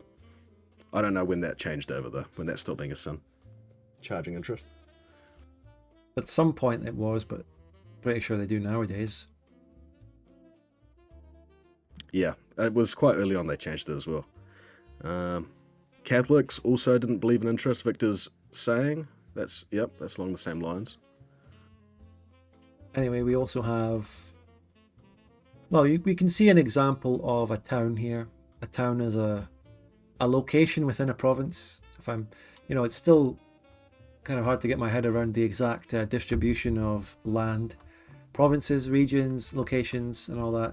Someone needs to make a diagram. But you got a town here, for example, with a population of 8,445. Every location produces one RGO good, raw material, in this case stone. And you know what? I'm fine with them going back to one RGO or whatever for one region or one province. I don't like the Victoria. I'm not opposed to having more than one RGO in a place, but I think Victoria 3 just leaves a bad taste in my mouth so much that I'm just put off. But I'm happy for them to go back to basics in many ways. Yeah, and there's nothing wrong with that. Yeah, completely. Yeah, Agree. this game overall, all of EU5 is basically them going back to their roots in many ways, going back to what made their games good. EU3, Victoria 2. Although, as we'll find out, they're maybe introducing a bit of Victoria 3 as well. It's interesting that their market's Riga, because that feels quite far away from Kalmar, unless it's just a sort of enjoy the placeholder icons.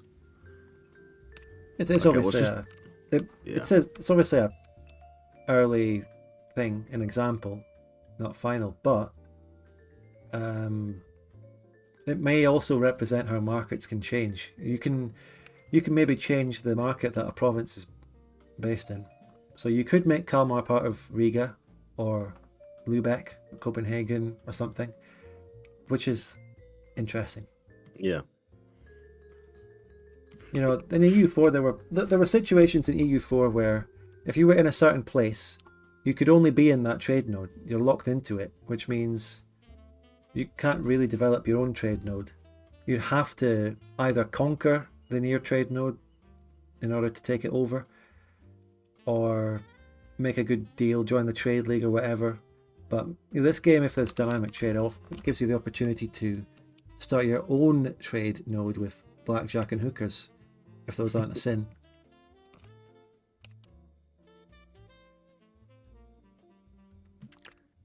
Hanseatic city was strongly influenced, controlled by the Huns in the mid.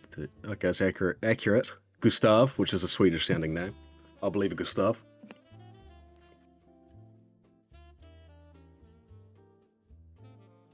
Interesting. Anyway, we also have food as another resource.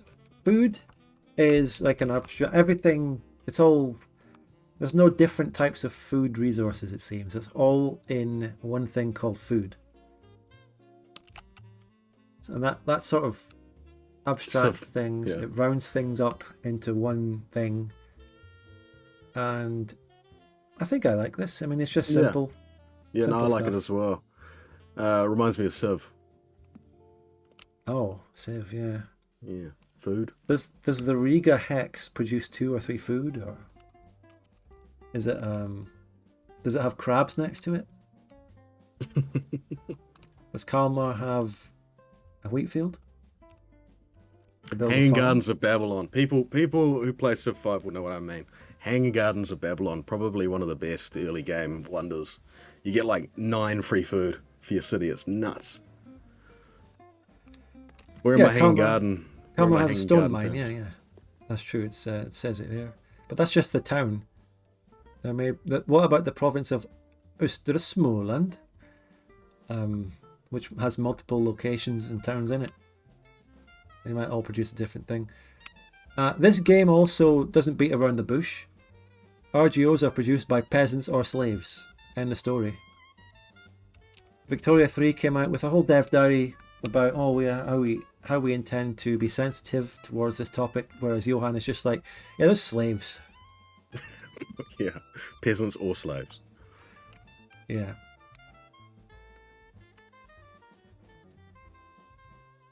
Yeah, well, I mean, we've talked about this before. It's a complicated topic, and it's probably one that we don't want to go crazy into. But when you don't show something, then in my opinion, and there's strong arguments for different ways of just showing.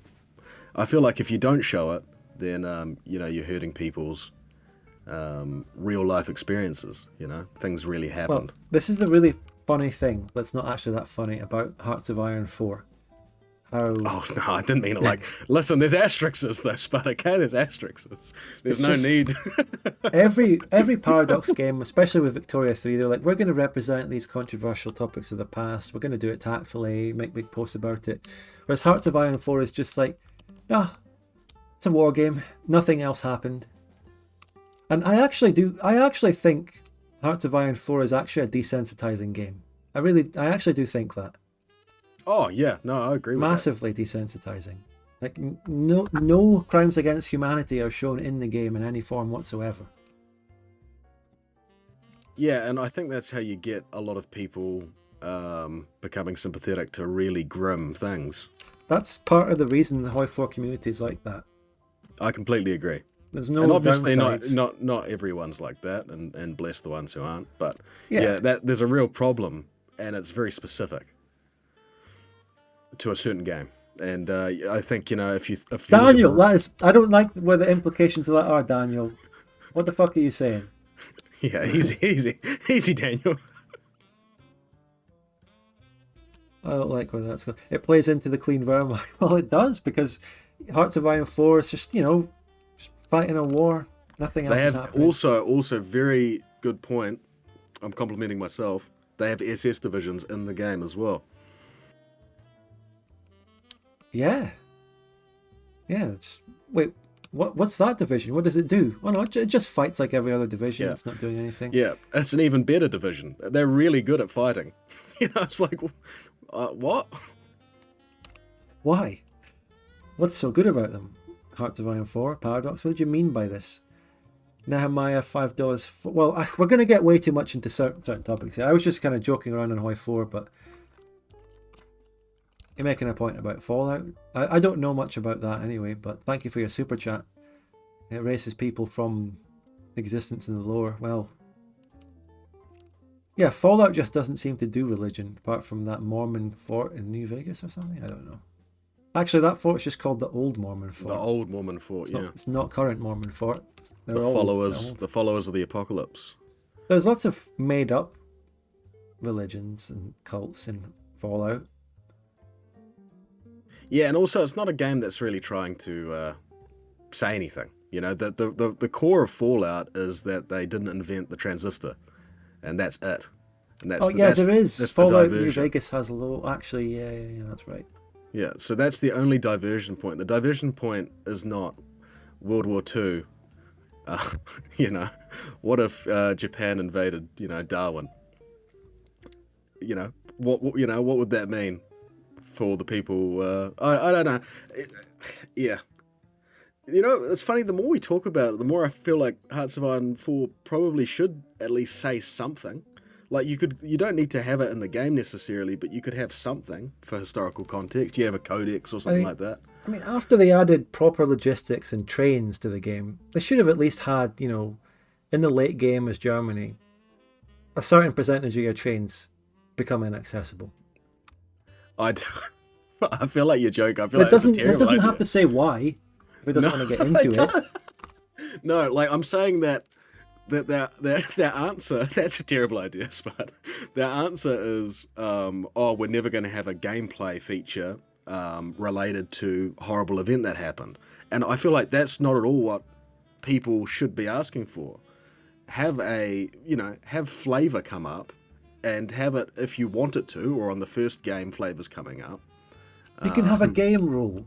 Turn on the Yeah, Holocaust. yeah, Turn it why off. not? Why not? Yeah, have a game rule. Obviously have nothing mechanical, but just say, you know, are you recruiting SS divisions? In the flavor text, this is what the SS is, you know? According Instead to Hoi of- 4, strategic bombing is a really good strategy that has no downsides. Yeah. Nothing else happened. You're just destroying pure industry.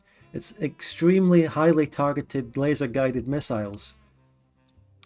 And you're just destroying factories, and the factories are evacuated before they get hit.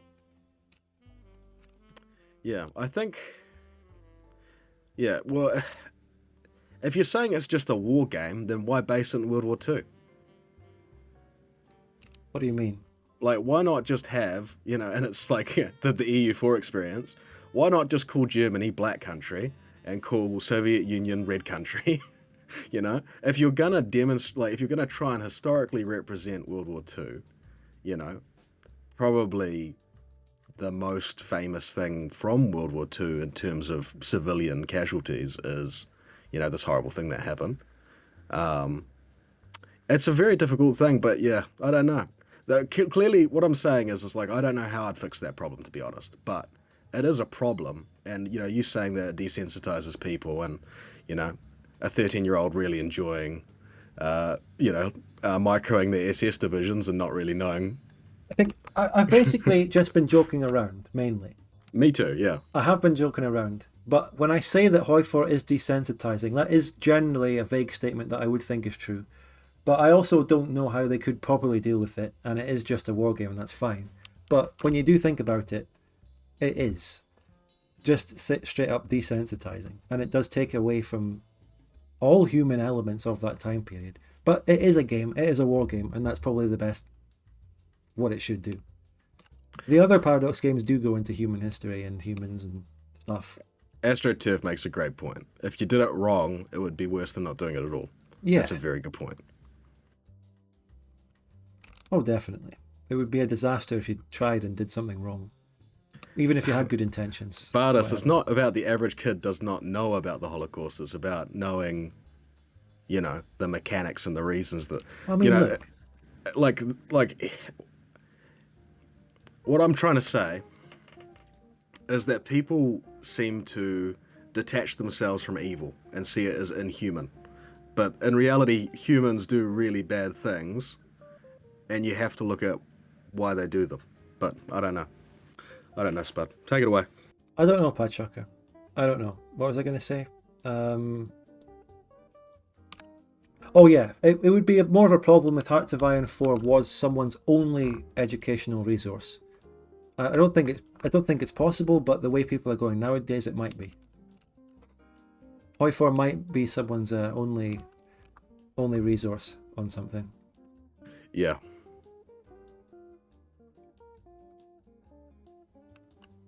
Anyway, so Tinto, how's Tinto going? Yeah. No, we got bogged down there for a bit.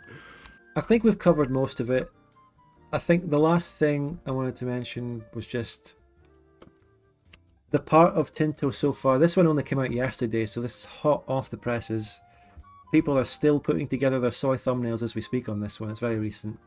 You have more of buildings in this, right? I did read this earlier. So buildings require construction goods to build. One thing about it is every building requires resources to build. Stone, glass, lumber, for example. And if you don't have those resources, you can't build them. Unlike Victoria 3, this is straight up Victoria 2. They're not doing the thing where if you don't have something, you can build it anyway just with a slight penalty. Yeah, that's great. It's a really, really nice change. Yeah. Agreed on that. Of course, it is bringing back the typical thing of buildings. One of the things I like about Victoria 2 is that it doesn't make everything just buildings as one of the only things that does anything. It's just a building. No, it has factories, it has pops that just work at home in their region without being in a building. This is bringing back buildings again, but I can look past it, I guess, it's fine. And, there's hundreds of different types of buildings, and, it's just going to be, that sort of thing, a bit Vic3-ish, where you just have a list of buildings and everything. I guess the thing about buildings in Vic3 that puts me off is that the UI represents it so badly, so this game is going to depend heavily. I tell you, the way this game is going, it's going to need a very good UI. They need to get that right. They really need to get a good UI for this, and we don't know whether that's going to be yet because it's so early. And, they have some great things in some of the really nice later EU4 changes. They add some great UI elements, like they have a menu where you can pretty much get to anything that you can build or activate. Estates, buildings, etc. Diplomacy, and that's all very, very quick and simple. So. Coming off the back of some of EU4's UI is pretty nice. Like, you take quite a bit of it. Yeah. They do have that to rest on. It's well consolidated. That's probably the nicest thing I could say. People in the chat saying that this UI does look like CK3's. It does actually, from what I've seen so far. Every little snippet I've seen does remind me of CK3. But it's very early, and I mean, for all we know, he's just copying and pasting for temporary things. I mean, EU4 is a safe thing to build on for that, but the game is so little like EU4, and they're starting from scratch essentially, that we don't know. Thanks for gifting a membership, Douglas MacArthur. Has a large amount of different goods. So it's saying about 70 different goods that have different needs. Some are needed for military, some solely by pop, some for buildings. I haven't found exact confirmation on the levels of supply chains there are, or whether he's just referring to raw goods that spawn in certain provinces, as we saw with stone. So there probably will be supply chain stuff. There will be goods that get produced out of buildings with inputs and outputs. So in that sense, we are looking at Victoria 2, or just Victoria in general. It's a lot more goods, I think, than EU4 as well. EU4, I can't. No, I don't know the exact number of goods, but it's definitely not that high. Yeah, but they didn't do anything. Oh, they did some stuff.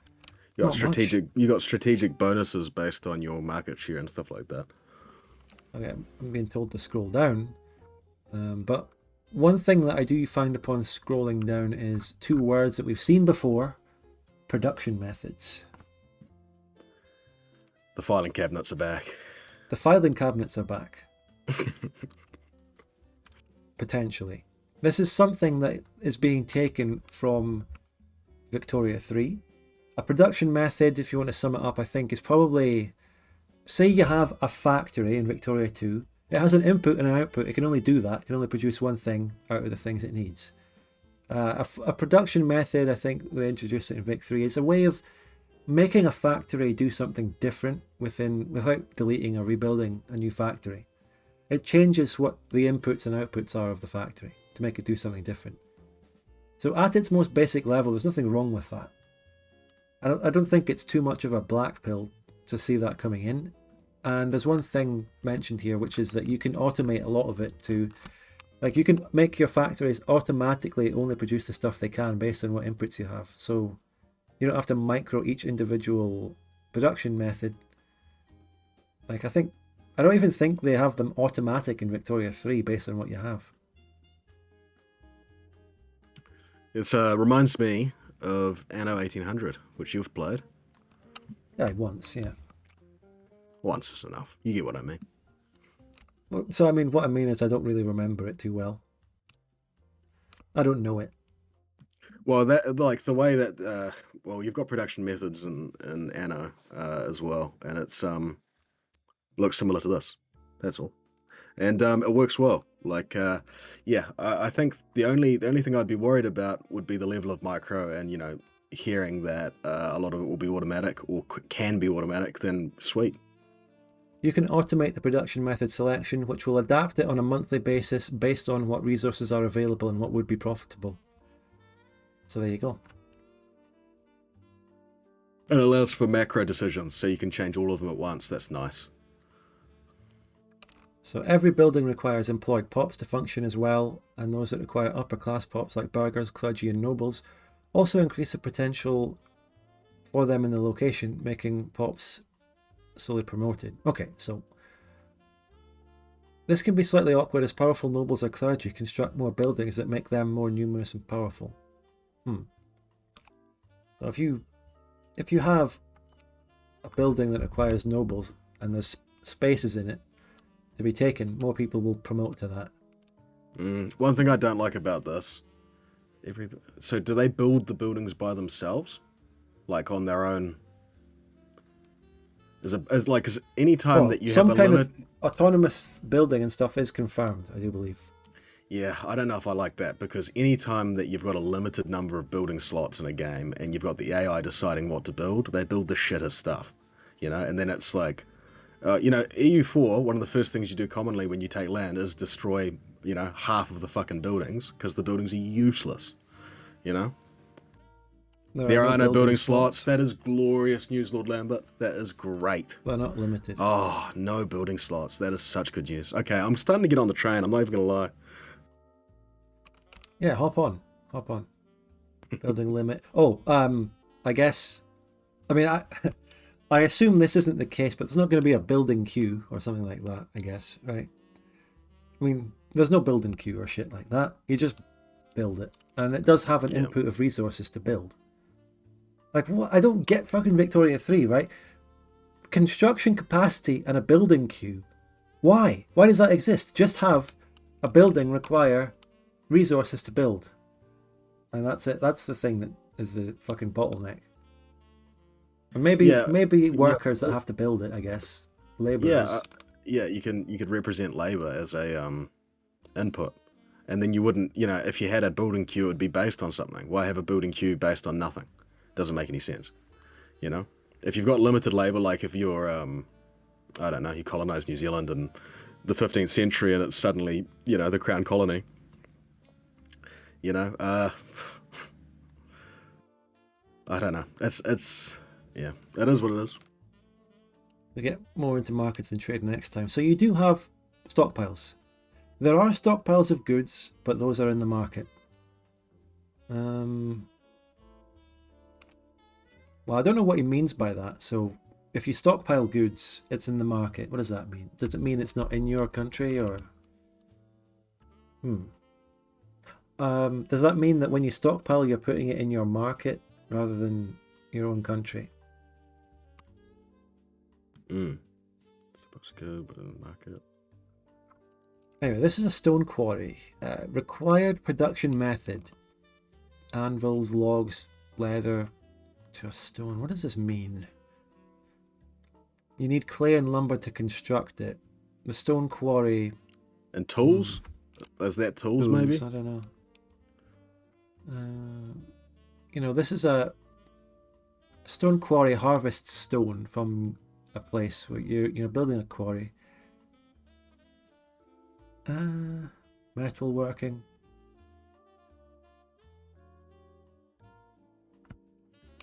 Yeah, I mean, the fucking building queue in Victoria 3, Jesus Christ. Why? And, Sphere of Influence DLC is not going to fix that. Nothing can fix that. That's fundamental to the game. And that's why it can never be good. These are the inputs needed to operate the building, indeed, yeah.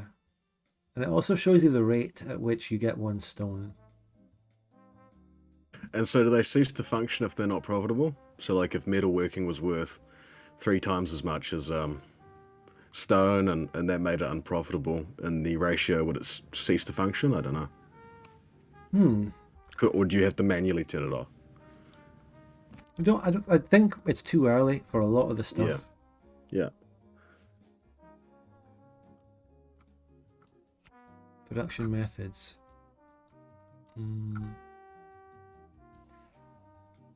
What about producing buildings? This is where the fun part of the economy starts. Project Caesar has a large amount of different goods. They have 70 goods. Producing buildings in towns and cities go from guilds and workshops to manufactories and mills at the start of the game. These include everything from Paper Makers Guild to foundries. A producing building outputs one or more types of goods. And buildings that purely give an effect. Yeah. Libraries that increase literacy. Forts. Buildings that take in an input but don't necessarily produce a good, but they produce an effect, like something for war or increasing your literacy. Hopefully EU5 will be a different game compared to EU4 instead of just a graphic improvement. Mate, it is completely different. Yeah. It's the most I think at this different stage, yeah, definitely we can call that. We can call that already. But yeah, throughout all this, just to talk about it more generally speaking, to go to what I'm saying in the stream title and the thumbnail.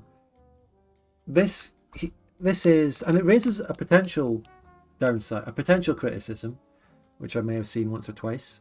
But this is, he's making a Victoria game, pretty much, but in the EU time zone, about 1337, Europa, roughly.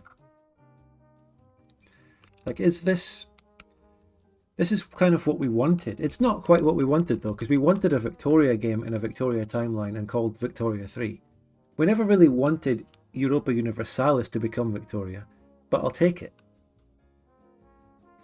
And I like what is being said so far. And the potential downside to this is anachronistic. Like, are the mechanics here, which are based on a Victoria game, really appropriate for the time period? It's perfect for an industrial era game, where it's all about factories, supply chains, resources as they get more complicated and expand massively.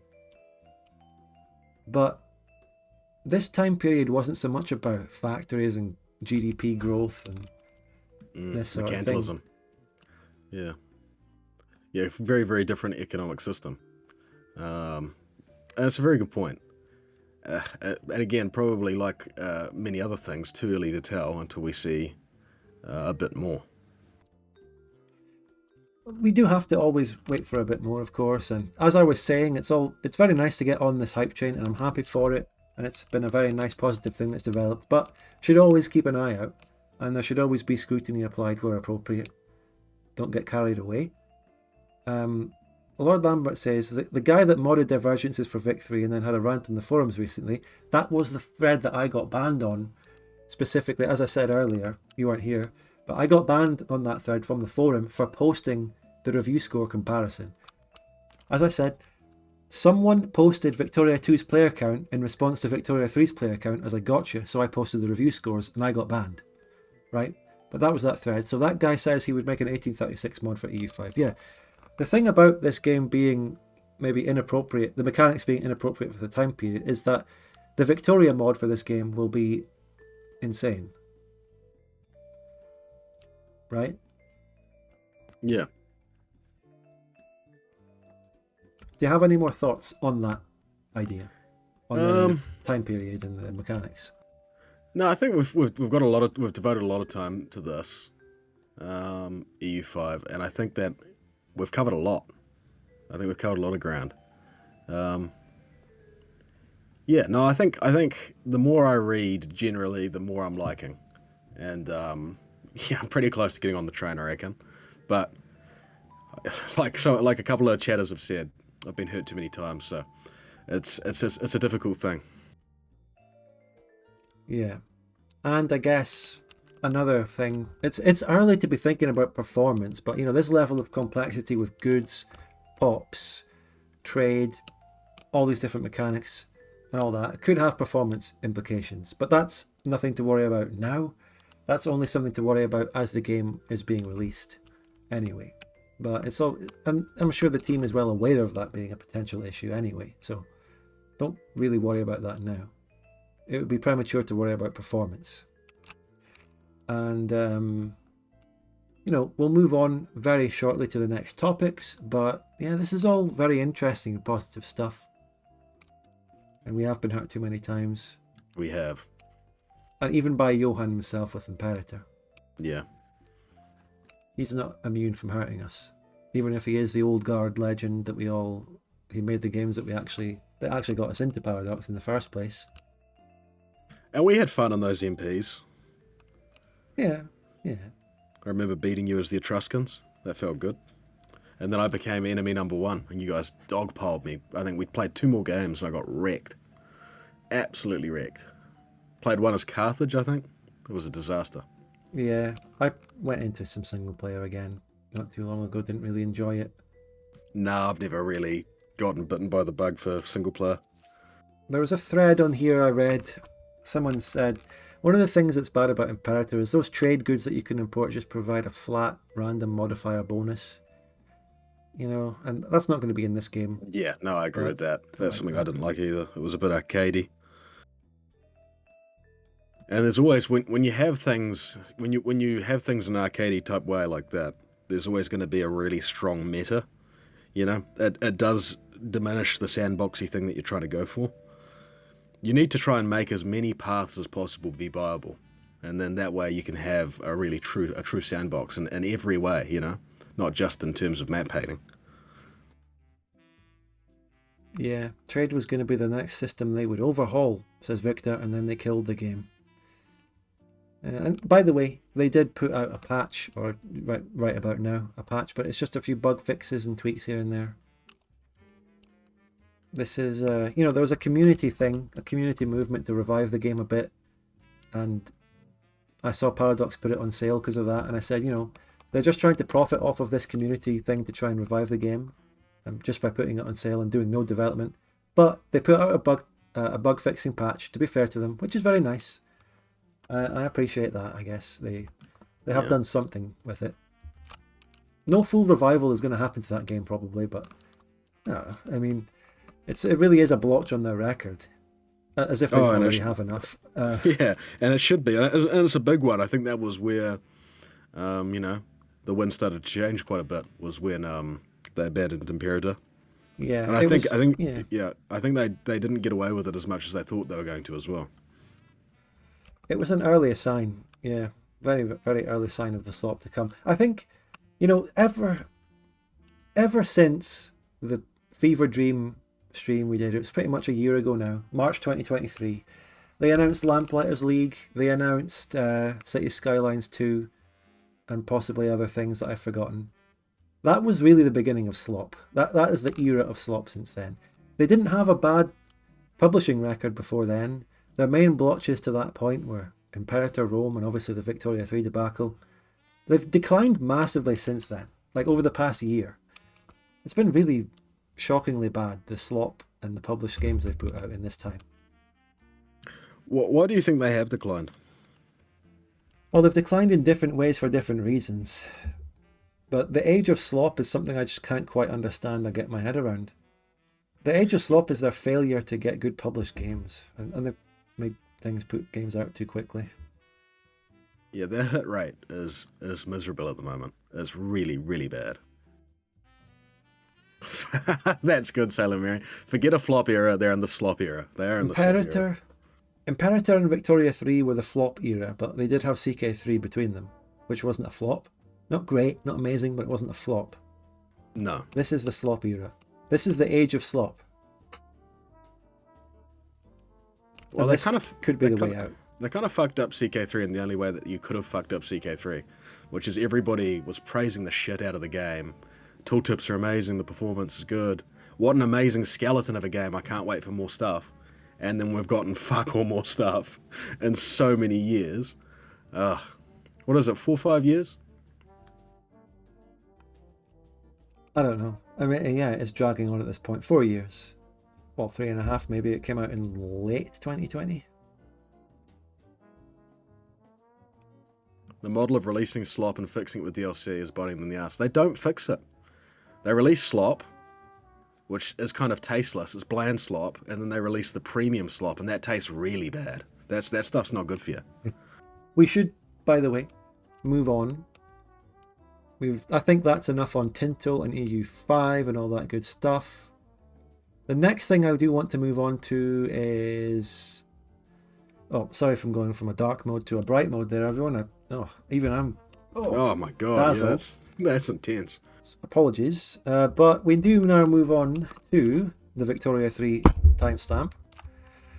So what's Yeah, going I'll on grab with that. Victoria 3? Which overall, I think Victoria 3, especially with the rise of Tinto and all the positive stuff around that, honestly, this has become really irrelevant. You know, it's being talked about less. It's dying even more.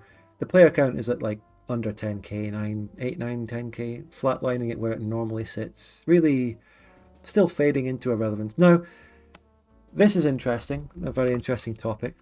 And there's a bit of extra context that people don't often talk about. If we go back a long time, people are assuming that this is the first time that this DLC has been postponed and delayed.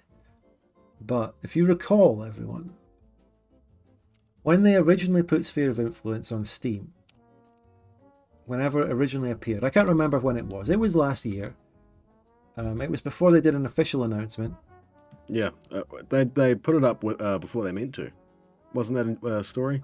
No. I remember we talked about it. I can't remember Yeah. if they meant to or not, but I think there was Yeah, just I one can't- time. Like, Can't quite recall. I think we were probably talking about a different thing, and then this was up on Steam. Well, I'll tell you, this image that I keep referring to, I made this image. It's June 2023. So this is up in summer last year, June.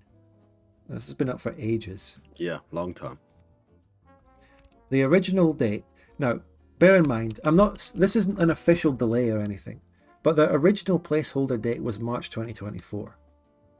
And I cited that loads of times in videos and streams about Victoria 3 in the latter half of 2023. I always said March 2024. That's when it's coming, you know. Especially in that video I did in December, Victoria 3 1 year later. So March 2023 was my working assumption. Then, when let me find their official announcement. Hold the chat. Talk about that for a sec. I need to get the thingy. What have we been playing recently, chat? I have recently played Punch Club and Punch Club 2. On the topic? No, On the topic? Well, Listen, but if I discuss the topic while you're getting more information about the topic, then I'm just going to be waffling. Helldivers? That could be one for us to try as well, Spud. Helldivers? Maybe? maybe. Yeah. Still got to finish Raft, but Persona 3 Reloaded? Nice. I've never played any of the Persona games. Victoria 3 unironically. Christ. Well, I was always going to Peggy 12. I was always thinking of playing Sphere of Influence when it came out as a piss take sort of thing. But it's just never coming out.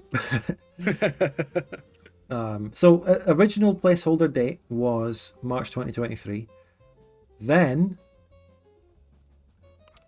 in March itself, when they originally said it would release,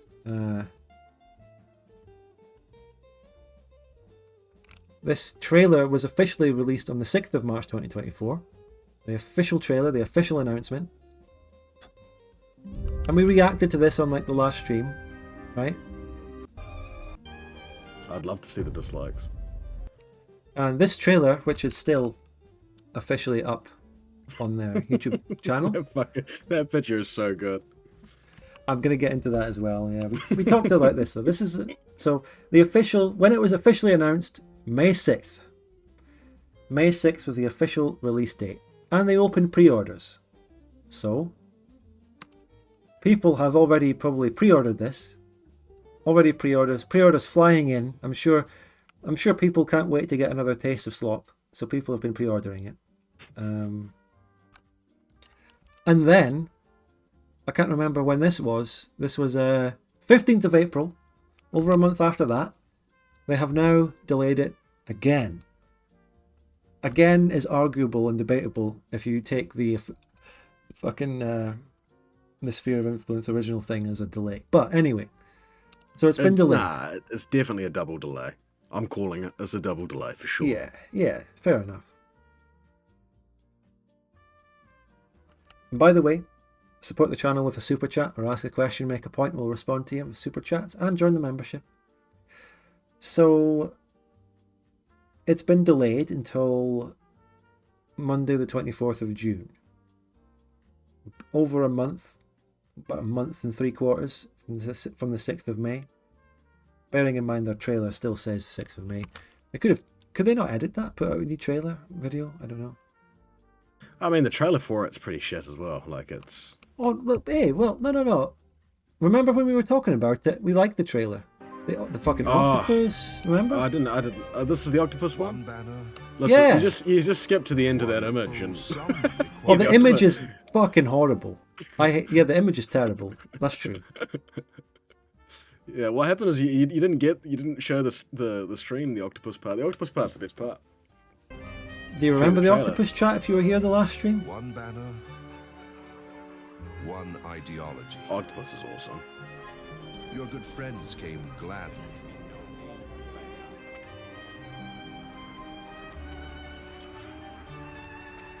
It's interesting. Like I'm in incognito mode, and the first recommendation after the actual Victoria 3 trailer, I think, based on no algorithm bias, Not a is my single stream. bullet has been fired. Shows how many people are talking about this, I guess. It shows how popular you are, Spud. Just Yeah. Don't be modest. one. Oh, and there was one video about this. Hold on, let me go find it. I need The to find octopus, it off the this. octopus thing looked alright. The octopus thing looks fantastic. Come on, you Yeah. got to give them their wins. Fucking, they've got so many losses. You got to give them their wins. The octopus is a win. There was if you go on this channel 3 weeks ago, here's why Sphere of Influence will revive Victoria 3 from Ludi. Blah blah blah blah blah. 28-minute video there. And this is thumbnails. before the delay. So the delay is already making it not look too good in terms of the vindication of this. I mean, yeah, look, I'm not here to shit on another content creator or anything. I'm just putting it in context and showing you that he did say. Just keep that in mind. I'm not saying anything at all either. But would you ever consider a thumbnail style with like a little spud in the corner? I don't know. You could get Zenmost to make him soy jack. Well, no, I'm not actually that opposed to doing a basic thumbnail with a spud thing, because at least, it's different from doing someone's face as well. Like Yeah. the spud thing, at least is a bit of creativity and a bit of nice art by Zenmos. Yeah, that'd be great. Yeah, something like that might actually work. But anyway, right, so that's just more context on Sphere of Influence, and people are saying it's, after I've shown that, I can say something like, they're saying that Sphere of Influence is going to revive Victoria 3 and fix everything. When I make a claim like that, it's true. So if it doesn't, then I will be vindicated again. I've given my thoughts on the actual content of the DLC already, basically, in the last stream we did, which I called Victoria 3 Goes Creatively Bankrupt. I went over the fact that they're adding things that are from different games. They're adding shit that's in fucking EU4 and Stellaris Federations for power blocks. I'm not going to talk about all that again. I'm more here to talk about some overall things about the state of the game and the delaying of this.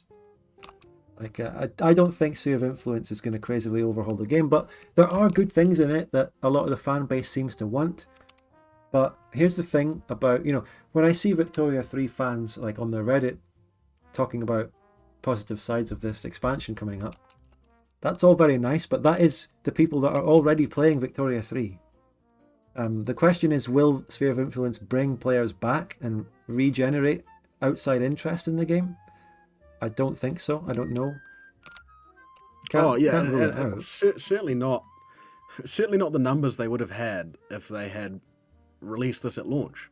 Because people, you're never going to have 100% of people come back. But I guess most of those people have already bought the game. So yeah, those people are already they're already on the Grand Edition, and this is the final obligation of the Grand Edition. So the people that I've seen that are all positive about this are people that are already going to be positive about it, which is all fine. I'm not saying they're wrong. Like, if they like it, that's fine. But like this, and will this revive the game? And I've talked about how the game is clearly not good for Paradox financially, and if this doesn't revive it or bring up numbers and profits, like, will they finally abandon it? And remember, if we go all the way back to the start in the financial report, where Victoria 3 wasn't mentioned in what has been generating Paradox's revenue this quarter, you're saying they have a vested interest? Yeah, they do, but not in a bad... I'm not saying they're wrong to do so. No, they should definitely abandon it. No, I mean the Paradox fans, like in Victoria 3. No, I'm saying that's not a representation of your thoughts. They should definitely abandon Victoria 3. They should have abandoned it, They should have abandoned creating it, to be honest, when they saw the... how many people were like, this doesn't sound like what we want at all. And, that's exactly how it's worked out. And you got to ask, where does the buck stop? When you release something that, like Lamplighters League, surely somebody's getting fired over that, right? What was it, $23 million? That's the number that somebody's saying in chat. So asterisk there. But if something's this much of a disaster, normally people get fired and there's a reshuffle. Well, I've talked about it before, but it wasn't, like, on launch, it wasn't such a financial disaster. It sold a lot. And that's why it wasn't... I feel like a PR disaster in a lot of ways. Even if it was financially breaking even. Like, just this to be is generous, like, we'll say it's mixed. Like, we'll go with the review score. It didn't go, like, mostly negative. There's things in it that people like. It's got its solid player count of about 10,000. But they also, I've always said, they're not going to abandon it until they finish the Grand Edition obligations, because they literally have to give out the DLCs obliged by the Grand Edition, and this is the final one. Yeah. So, I mean, I'm wondering what happens here. I mean, obviously, when it actually finally does come out, and I haven't talked yet about the actual specifics of what a delay means and if it's a good thing or a bad thing, but like, this is the make or break DLC, and and as well as the fact that it's a DLC, right? In terms of whether it brings the game back and restores good faith in Paradox and whatnot, this is a $30 DLC. I mean, how is that going to fix the game for the layperson who isn't already invested? Are people really... Go ahead. And yeah, well, and I'm sitting from a different perspective, having never bought the game. And, you know, it's like, oh, okay, well, there definitely was a time, especially, you know, when it was announced, Victoria 3, I was like, holy shit, that's going to be so sick. And so if this, you know, miraculously turns into the game that I want, what will the price tag be then? You know? Will it be, in New Zealand dollars, it could be like half a week's fucking work. You know what I mean? It gets to be pretty ridiculous pretty quick. Like, a lot of people look at games from an American perspective, and a, you know, British perspective in terms of cost of living. But, you know, there's a reason why games are generally priced differently in certain regions. So 20 fucking euros or 30 euros is ridiculous. It's absolutely ridiculous. Yeah. Like the sense that I'm looking at it is from everyone knows my perspective on Victoria 3, but if I'm like someone who bought the game on launch, not with the Grand Edition, played it a bit, and decided actually there's a lot about this game I don't like, but I'm open to maybe returning to it in the future if they fix a lot of the problems I have. This doesn't bring people back. It's just, especially if they haven't bought this yet. If you're a Grand Edition person, maybe you'll check it out if you're already going to have it anyway. But that's not generating any new profits to the game or Paradox. Yeah. Making another point on pricing real quick. People, especially game devs, with how games have gone up in price, AAA games, you know, easily exceeding $100 quite regularly now. And the argument that I've seen a lot is the number of hours of entertainment you get. You know, and they compare it to a film. You might pay $20 to go see a film, and that's only 2 hours of entertainment, 2.5 hours of entertainment. It's the quality of entertainment. That is what matters. You could buy an indie game that's $40 and get an experience for 8 hours that was at the level of quality of, you know, your favorite film. And then you play something like Victoria 3 in a sandbox, and they'll make the argument, well, there's potentially 1,000 hours of gameplay, so much replayability. That doesn't mean it's worth suddenly, you know, whatever fucking EU4 is. It's what, $300, $400, $500? God knows what it is for full price. That doesn't mean that it's worth it. I've played 2,000 hours of EU4. I've wasted 2,000 hours of my life. And it's like, I wouldn't compare those hours spent to the hours I've spent listening to music or watching films. And I don't imagine any of you guys do too, or I might be wrong. Yeah. I do regard a lot of hours that I've put into games as sort of wasted. You know, you don't really remember that much of it. You're just kind of killing time in a lot of it. Although, yeah, well, there's other games times like I value, like Victoria 2 multiplayer, obviously very memorable, and I value it. Yeah, and that's when you're getting into like social things, that scratching different itches. It's not like a clean, perfect entertainment experience. Yeah, and by the way, they're not doing a beta for Sphere of Influence or its patch or anything, but they did a beta for patch 1.5, which I talked about in that video, and it didn't really help it anyway, so a beta's not going to help. Now, you know, here's that bit of the artwork where the Japanese, I think Indian, Japanese, and Turkish person are making the British delegate surrender, and he looks so bad. But I'm just sort of realizing, like, I made a wee little Twitter post before the stream today. As I was putting together the thumbnail and looking at all the images, I really realized that, you know, the artwork of the Sphere of Influence kind of just speaks to you on a certain level. Look at his eyes. Look at his face. We're saying the artwork's bad, but they have captured, like, look at the abject fucking just resignation on his face. Like, whoever actually drew that. And look at his haircut. You know, compare that to Hirohito. Beautiful head of hair. This man's sad, and he doesn't look particularly healthy. I mean, he doesn't look like he's in great shape.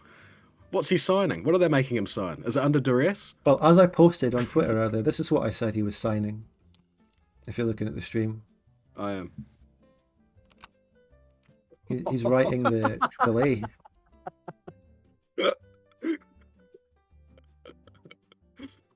You say this is Manwood? I think either intentionally or unintentionally, the artwork that they've made here represents the Victoria 3 team and how they feel about it all. It represents whoever was writing that. Thank you, by the way. Thank you for the 400 Hofstalker. Do you think they'll do a free week before the DLC? I don't know. Maybe they do need to pull some kind of stunt to actually make this work. The $30 DLC, not good for the consumer. Not going to bring them back. That the smile from Meiji as well. There's something to it. There's something to that smile. That's sinister. Yeah. I feel like I can take this template and use it in some videos when we're making someone sign a peace deal. Yeah. I need to use that. Yeah. That'd be good. I also made another previous edit. I don't know if I have the edit to hand right now, but... Oh, yeah, I do. Something that ties into the City Skylines 2 news, which we can also talk about. If you remember the video I showed you in Ludi's earlier, this ties into... Did you make this? This is really good. This is really good. Yeah, we should turn the thingy into an emote. Because remember the struggling Victoria 3 peasant? I think struggling is still a YouTube emote. Struggling is a great meme. That is really good, yeah. This is a new one. And wait, what word could I take from the delay post? Victorians is pretty bad. I mean, calling fans of Victoria 3 Victorians is a bit odd. If we could take... Yeah, well, they've done that from day one. Hello, Victorians, clap, clap, clap. Victoria 3 is not a war game, clap, clap, clap. Or whatever it was. What one word from this paragraph would you take in order to represent the face? Which one word should we put under it? While we are happy with the features, we simply do not believe that sticking to those in the state... Excessive bugginess could be good, but that's two. Excessive bug... No, 2 words does work. Excessive bugginess, Lack that's of good. polish. Delay. General lack of Polish. General lack of Polish should be like Bismarck with laser eyes or something. Yeah. I've got some edits to do later or tomorrow. But anyway, I guess like the important point about this though actually is the delay itself. Just a sentence right there though. And apologise for the extended waiting that this will create. Wait, where It's does it such say a that? weird way of phrasing things. Which paragraph is that in? Right at the end. Right at the end. Yeah, maybe 2 sentences from the end. We know how many of you eagerly anticipating the expansion. Apologise for the extended waiting that this will create. This is what I mean about Victoria 3 and the difference between them and Johan. Yeah, it's just not a human way of fucking talking. Like, Did they it's fucking weird. put ChatGPT, please generate an apology post for a delayed expansion? Manwood GPT. Wait. What if I actually do that live on stream? Has this pizza got ham on it? Nah, come on. We're getting too personal. Too personal? Can I go into ChatGPT without logging in? The thoughts of Pychucker are not representative of the Spudgun official brand.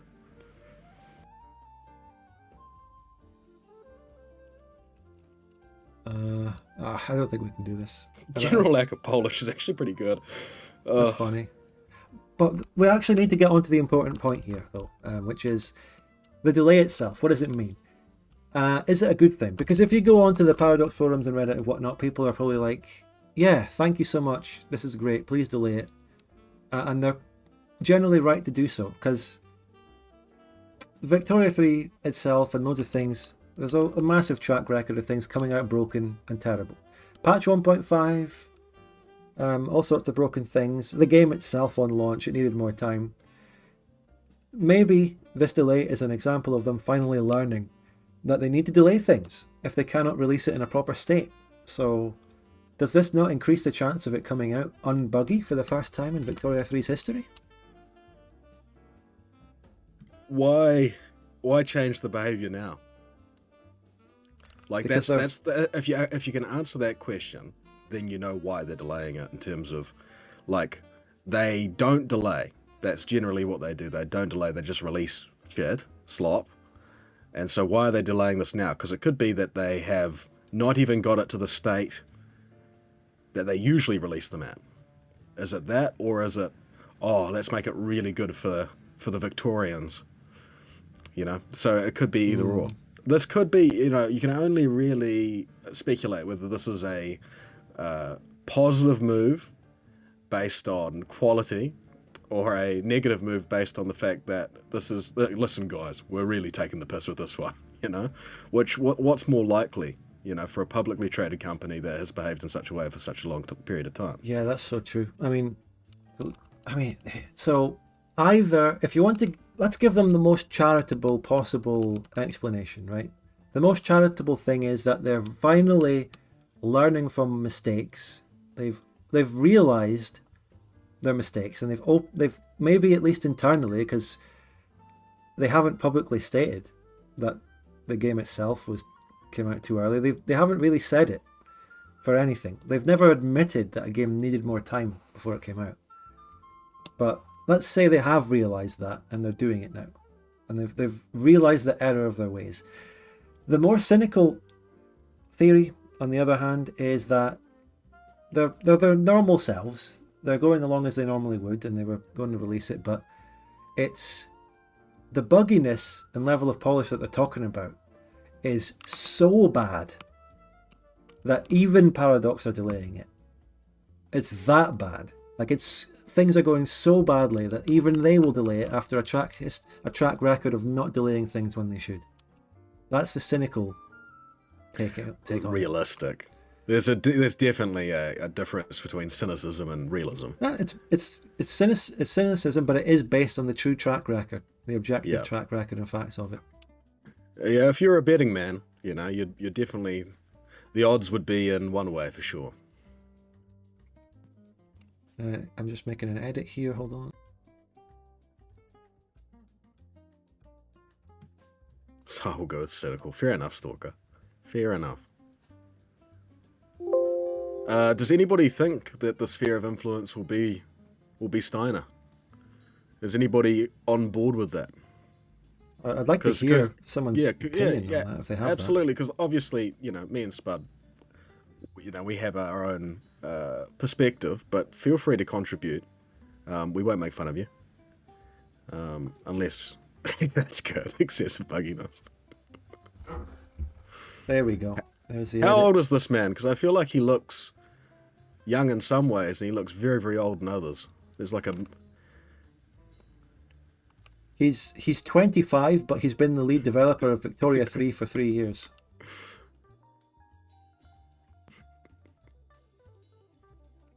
I mean, in the last stream we were talking about this. Apparently this guy is supposed to be Benjamin Disraeli. And that's what people were saying, but I don't see any resemblance. I don't really know what he looks like, to be fair, all that well. I've got a vague idea of what he looks like, and that doesn't look like him. No. He's 25, but he lives in London. Well, the smog of Victorian London, maybe. But yeah, like the sphere of influence doesn't address the core problems of Vic 3. That when you look at 90% of the problems that people have with the game and why they aren't playing it, they aren't to do with anything coming in sphere of influence. They're not to do with the economy, fundamental economy problems, and war. It's not to do with war. It's just such fundamental slop that it's very, like, I actually do have, probably the only place I do have sympathy is that when you've dug yourself such a deep hole and you can't really just walk away from it, you got to keep trying. But it's like, what do you do? Where do you start? And the reality is, like somebody was saying earlier, it's very hard to not release a game once it's in development for financial reasons. Of course, that's true. But I'm saying they had every opportunity before it was too late to make, they could have even just played things a little bit safer. Like, let's say they didn't even take what the Victoria 2 players were after at all. They continued to ignore that. There were more reasonable, sort of middle ground people who were saying still, a lot of these ideas don't seem to be that compelling. You know, can we get a more compelling idea? You know, not necessarily advocating for Victoria 2 like features, but you know, the war system, the UI to the core of the game, it's just slop everywhere. And if you're a man who can dig through that slop and find gold, God bless you. Seriously, you know, I wouldn't make fun of you because that's tenacity. Yeah. Well, like I say though, there is a small dedicated fan base of Victoria 3 who are often very toxic to those who don't agree with them. Yeah, very, very, very toxic. Don't worry guys, we got a free train model DLC expansion. That's true. They are giving you a free train DLC. It's also happening. Now, yeah, but like the overall thing, another thing I wanted to say about the fact that they're delaying it is, you know, we've had bad DLC for Victoria 3 already. We've had buggy patches, buggy stuff, buggy game itself. And now we have confirmation before it's even come out that Sphere of Influence is also buggy and has problems, just like everything else they've had in the game so far. I mean, they're getting more time to fix it, but it's like this shows that development is going badly. In an ideal world, it wouldn't have to be delayed for bugs and lack of polish. Why is it happening again? I would argue that the game is fundamentally flawed and unable to be improved and shit and based on bad foundations. That explains why they keep making mistakes and getting buggy releases again and again. Patch 1.5 was a catastrophe. Could you hear me, by the way? No, you cut out just towards the end there. I think I cut out on Discord, either that or also on stream. Did chat hear me? Where in your server do I post fan art, Swackle? Any general chat? The last thing I heard was bad foundation. Oh yeah, I mean, on stream fun. It was just me. Don't worry. I think several things, you know, and then, you know, let's not get too bogged down. But why is Martin still writing these? Bless him. But these come off so corporate and so disingenuous, to me at least, you know, and hopefully other people. But it's like any sort of goodwill left, you know, if you're having heart-to-hearts with people and going like, yeah, a lot of shit hasn't gone the way that we wanted to.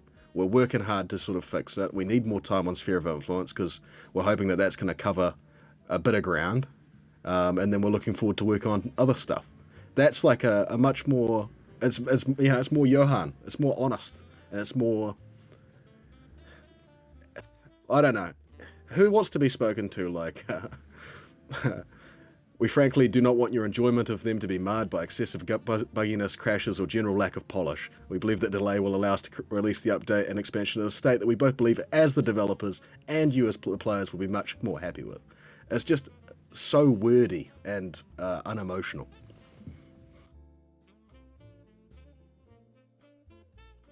He has 2 or 3 men hovering over his shoulders to make sure it's a good apology. Well, he has... where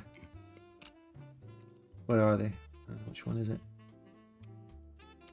He has the delegates from China, India, the Asian hug box, basically. He has the delegates from the Asian hug box over his shoulder, making sure he writes it properly. Yeah. The Indian is looking over his shoulder, making sure he writes it in a sort of weird AI-generated bot sort of fashion. No offense. Love you, India. Of course. It's, yeah. Like, are they spending so long on writing these fucking these statements, and is that the reason why it's been delayed? Maybe they've been working on these paragraphs for so long, you know. And if you look at the Dev Diaries as well, you know, Johan clearly shooting from the hip quite a lot. You know, he's a busy man, but they have plenty of time to really word up everything that they release. It's just time spent writing this apology already ate a day or two into dev time. Yeah. But anyway, thank you, Zyko, for gifting 5 memberships. Thank you so much. Now we also have an extra bit of slop. Well, the most recent Dev Diary came out, the Great Game Mechanics, which is like railroaded flavor content. You've got 6 countries that have unique flavor content coming in. Herat, Kandahar and Kabul. Afghanistan, basically. Those 3 countries, Kandahar, Herat and Kabul, have received flavor and content before Germany, formation of Germany, United States. Such a Civil War, fucking paradox thing to do, eh? United Kingdom, arguably, other than the fact that United Kingdom is part of the Great Game itself, but like the rest of the UK, nothing. Just this. Afghanistan received flavor. They also did South America. They got flavor, but I don't have anything. So that's not so bad. Like that's actually interesting, like Pacific Wars and shit. But they all receive flavor. Sorry, go on. No, you're all right. There's a parallel here between the Tinto Talks stuff with them talking about starting dates being an effective use of time. Where another stat is that 80% of games are in Europe, and that doesn't mean that you don't add flavor to other areas of the map, but that does mean that you've got to prioritize where that flavor is going to be used and enjoyed the most. Where is it going to be played the most? Where are the most people going to enjoy it and get to experience it? Because even like when you release a DLC that adds flavor to Kabul, generally, not many people are going to play Kabul. That's just not going to happen. Yeah, not many people. I mean, you'll get a content creator or someone who'll do it, but that'll be disproportionate, right? The actual player base, you're looking at 90% not doing it. And it's fine if someone individually does it. But, like, the actual facts on the ground are obviously 90% of people playing, fucking character selection, race, human, gender, male, class, knight, with a big fucking sword. You know what people are like. And they should understand that. That's another mistake that Victoria 3 has done, right? Especially their first DLC with content in it was like political stuff centered around France, agitators. And then they did South America content. I mean, with a game that is fledgling like Victoria 3, they need to be hitting fucking German unification, fucking World War One, American Civil War. They need to be hitting the fucking big notes of this time period to get some money for this damn game, or else it's going to be abandoned. Could not agree more, and it's the exact same thing that CK3 has done, which is, fucking Royal Court, which is a great idea, and, implemented in an alright way. But why are we getting that before everything else? Why are we getting a specific Fate of Iberia DLC for just Iberia when it feels essentially the same to play the Byzantines versus playing the English, or play the Byzantines versus the Germans?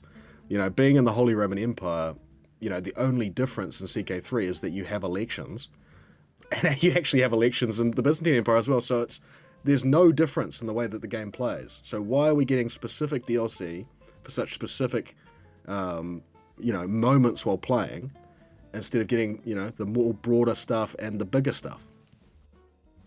Yeah, it's just a blunder from Victoria 3 specifically. So I don't think CK3 is as bad. It doesn't have much. Oh, they haven't definitely. done much with DLC, but I think that's and I really love CK3. I've played a hell of a lot of it. And yeah, that's probably my biggest critique of it, is that the way that they've gone about the DLC, a lot of the DLC is pretty good stuff. But why this stuff instead of the stuff that people really, really want and need for the game to feel different and unique playing different countries? Which, again, is a big problem in Imperator.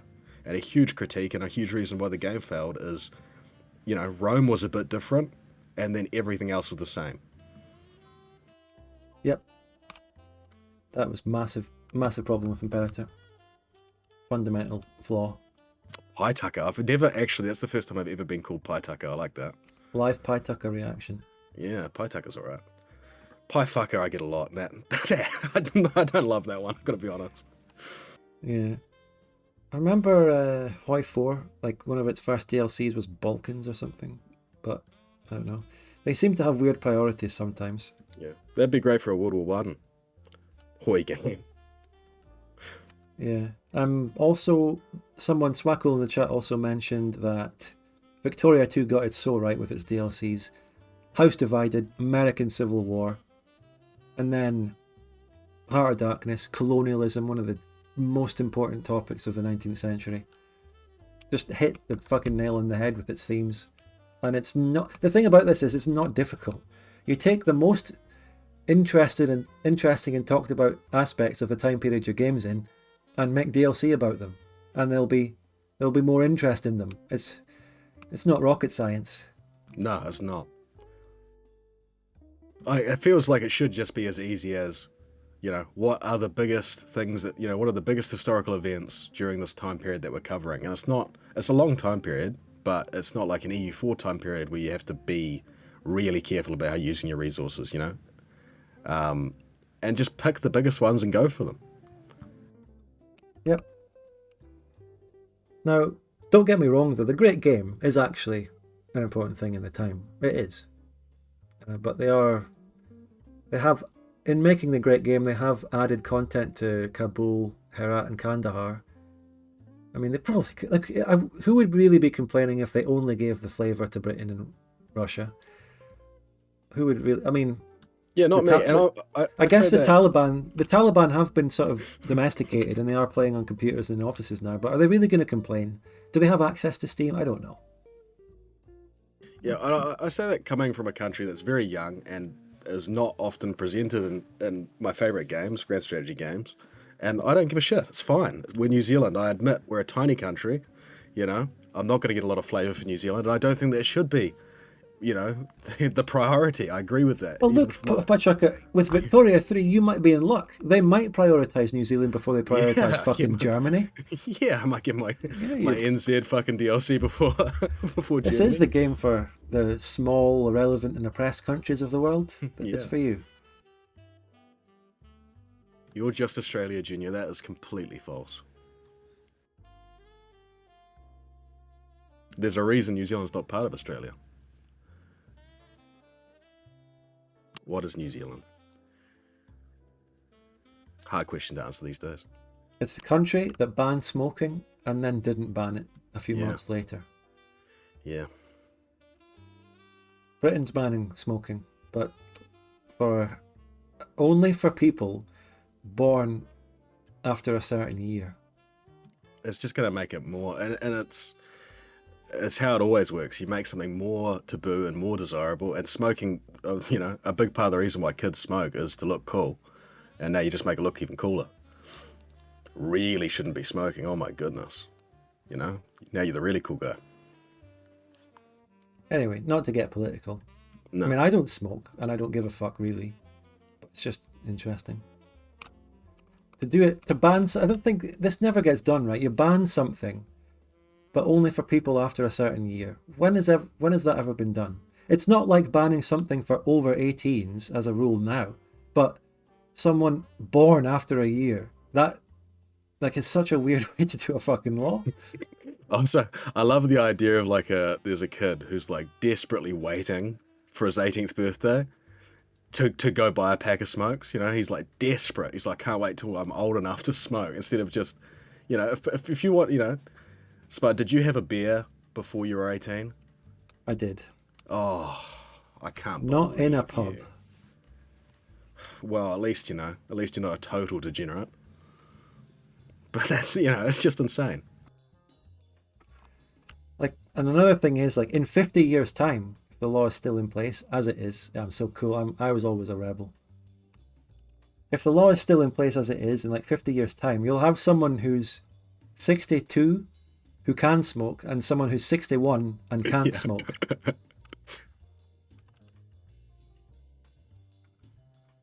But anyway, that covers it for Victoria 3 stuff. We also had the City Skylines 2 apology. Now, if you think that Victoria 3 delay was an interesting post, look at this wall of text. This is an apology for the recent, where is it? Beach Properties DLC that came out for City Skylines 2. This was an absolute terrible DLC. It was just cosmetic stuff. It didn't even have beach properties in it. It was palm trees. And it became one of the lowest reviewed products on Steam, if not the lowest, ever. 2%. You gotta warn me before you bring the Luddy thing back. It's too good. The first thing that this reminded me of reading it was the South Park BP oil spill. Sorry. I'm sorry. You remember that? Just me? Yeah, of course. I think Oh, I've seen other perfect. people post it as well. And the City Skylines 2 has been a long-going saga on our channel and our discussions. Like, we remember the announcement on the Fever Dream. And I've said it before and I'll say it again, but I was looking forward to this. And I was thinking, oh, this will be nice. I mean, look, Paradox developed games have been bad lately, but Colossal Order did a great job on City Skylines 1. Surely they won't find a way to fuck it up, and they did. And it was a disaster. Well, I don't know if it was like a mega disaster. Came out, mixed reviews, loads of complaints, very, very badly optimized, wasn't ready to be released. And then they also rubbed salt in the wound by coming out with Beach Properties, which has become synonymous with like the worst DLC ever. And you know, Lambert pointed this out. Oh, go ahead. You go ahead. You go ahead. Lambert pointed something interesting out. So it's probably in this wall of text somewhere, but the response to Beach Properties is they've added Beach Properties content into the base game and they're abolishing the DLC. And it's Lord Lambert pointed this out with a cynical take, which is in their apology for Beach Properties, they're getting rid of the DLC itself and adding it to the base game and refunding it. This is it does two things, right? It restores goodwill with the community for a bad DLC, but it also gets rid of one of the lowest reviewed DLCs ever, so they can no longer, it no longer exists against them. Like it's not there anymore. Very interesting. They got rid of it. I was going to say that last paragraph is reading like a guy who's cheated on his wife and he's gone to marriage counselling. It's very, very carefully crafted.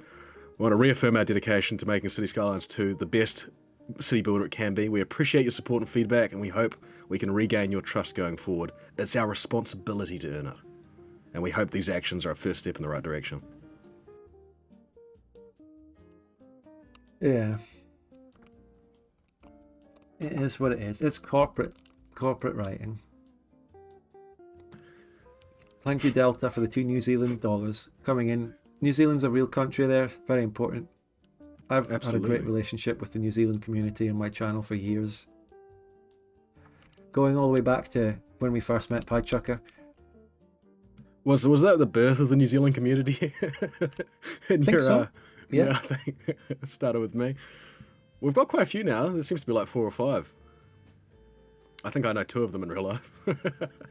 I brought the New Zealand community. There's ones that you brought, and there's also new ones. We have also had people like, Spec Ops, loads of other Spec Ops Cav, yeah. Delta now.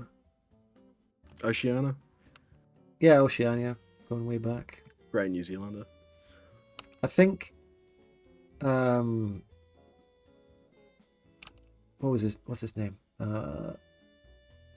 Guy who's been a channel member and give many super chats. I know who you're talking about. I just can't quite remember his name. His name ends in something Y, Oh. I'm right. Oh. Tutters. Oh. Not Y. Captain Tutters. That's right, yeah. He's Kiwi. Listen, Oceana, I completely respect you're a proud Australian, but if you ever want to be considered a proud New Zealander, I'm opening the door for you. Walk right through. I have that authority. So this is, City Skylines 2 was, and the CEO of Paradox in one of his quarterly reports actually admitted how City Skylines 2 had been bad for finances and all that. So they got that admittance out of them, and it's been really bad for Paradox relations and their goodwill in the community, and I honestly thought that they would not find a way to fuck this up, and they did. And do we blame Paradox? Because this is signed by Mari Nahallikainen of Colossal Order, as well as Matthias Lilia of Deputy CEO of Paradox. It's signed by both of them. At least Paradox have put their name on this one as well, and they're not just throwing it all on Colossal Order. Colossal failure.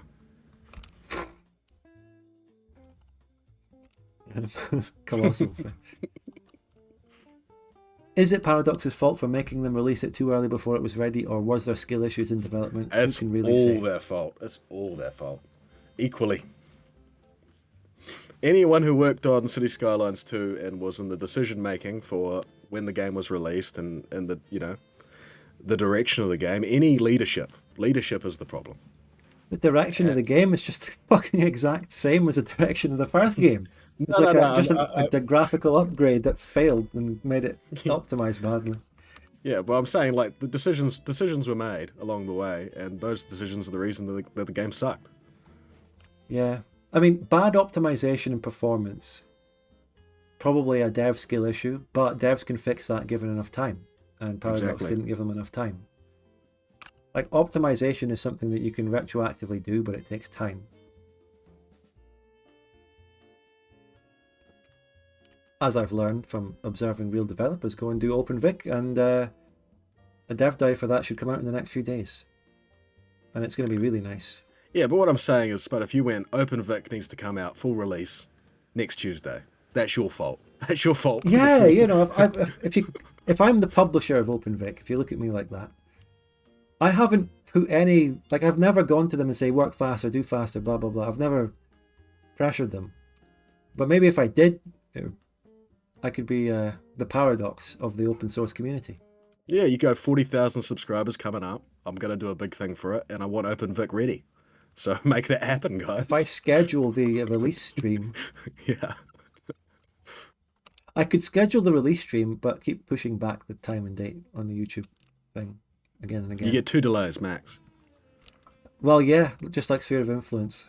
I could set it for March 2025 in June, and then delay it maximum June. Yeah, that's plenty of time. They'll be fine. Colossal also outsource things like 3D modeling of citizens to, let's just say, cheap labor, or so I've heard. Elaborate on your allegations. But we also got another, like, if you thought City Skylines 2 was bad enough in the slop news, Prison Architect 2 has had a massive delay. And this is actually the second delay of this as well, apparently. I do have it written in the document. I did write down the specifics of 4 the months. delays. Yeah, 4 months, yeah. And that you're saying this is the second delay?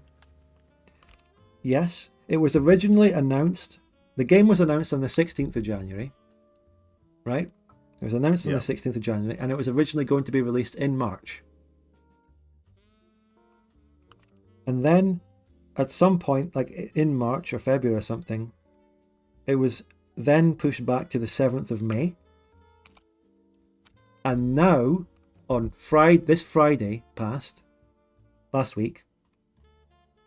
Was it? Yeah, last week. No, this Friday. What day is it today? Yeah, last week. This is Thursday. I'm a Last bad week. person to ask, yeah. Last Friday. It was then pushed back to September, which is huge.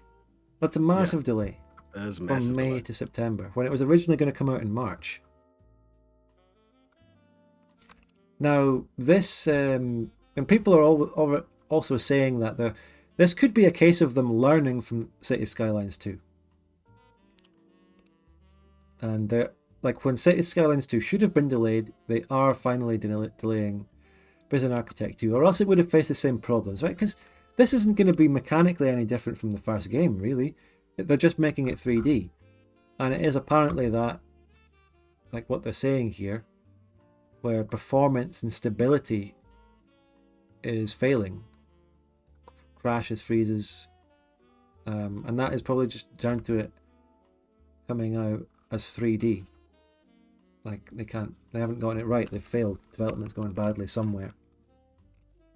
To be fair, they're giving specifics in the post. Like, this is probably a way better post than the City Skylines post. It's better written, and they're actually giving specifics and stuff. What do you make of this? Listen, like with a game like City Skylines, sorry, not City Skylines 2, Prison Architect 2, like, yeah, delay it as long as you want. Delay it for 2 years. I don't give a shit. Just make a good game, you know? And this is what I was sort of talking about with Victoria 3, is you, like, before a game is released, you have every opportunity to delay it for as long as you want. Yeah. You know? And honestly, yeah, you're gonna probably, maybe miss out on some hype, and that's gonna miss out on a few dollars. Shit, But sorry. There was a stream today where they went into it more. Apparently, I didn't notice. Go and watch that if you're interested in this game. but yeah, like the goodwill that you lose by releasing a bad product is so much more than a small loss in hype because you delay the game for 8 months. Yeah. Delay the game 8 months, make a great game, boom, big thumbs up from me. Yeah, and that's why Prison Architect 2 will probably turn out way better for that. Bear in mind, though, they did announce it in open pre-orders.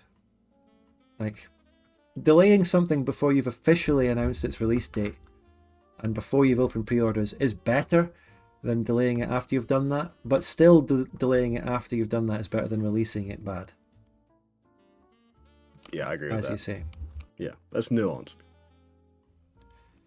Hideo Kojima said a rushed game is always bad, a delayed game can be better. Yeah. Of course, applying it to Victoria 3's DLC is, well, first of all, that game already came out, should have been delayed, and now it's merely an expansion. It isn't as important, but at least they're delaying that, I guess. And thank you, by the way, Midwit Productions, for the £2. CS2 itself isn't bad, it just lacks asset variety. Well, there is that, but the main problem with it was the bad performance and optimization. That was the elephant in the room for that game. And then the next problem was beach properties, which was like a massive insult to the community. Beach properties. Like they added like 4 palm trees as a DLC Yeah. or something. I think it's sad how it seems like a lot of Paradox consumers, don't really want to call them fans to be honest, but Paradox consumers seem to be so used to like such shitty anti-consumer behavior when you look over at different genres, like RPG games, Baldur's Gate, Pathfinder Kingmaker, there's not much competition over there, but they're still not, taking everyone for all their fucking worth. They're releasing good games at good prices with great content, and Baldur's Gate 3 came out with some performance issues, but nobody is saying that that's a make or break because the game is good. They're eventually going to fix that. Game's great. If you've got performance issues and your game's not that great, like City Skylines 2, a graphical upgrade for City Skylines 1, but lacking, almost all of the content from City Skylines 1 through the 1,000 DLCs, then who gives a shit? You know what I mean? Yep. Exactly. Did it really bring that much new to the table as well? Did it bring anything, new mechanics? It upgraded the size of things. I can't remember. I mean, I was paying a bit more attention to it when it was about to be released, and I was actually interested in maybe getting it. But me and a lot of other people probably as well just completely lost interest in it, even after I was looking forward to it a wee bit after what happened. Yeah, completely fair enough. I mean, and if the important thing is people try and say video games are different, but apply the standards to any product. You choose any product. I wear prescription glasses.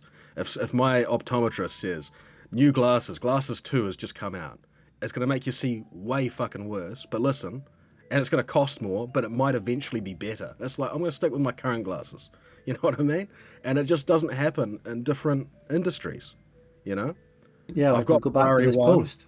Yeah, I've got Ferrari 1. Ferrari 2's coming out. It's got 3 wheels and the car starts, 50% of the time. I don't want Ferrari 2. Why make Ferrari 2? Food critic, here's pizza. Pizza 2. It's not going to resemble Pizza 1, might be better.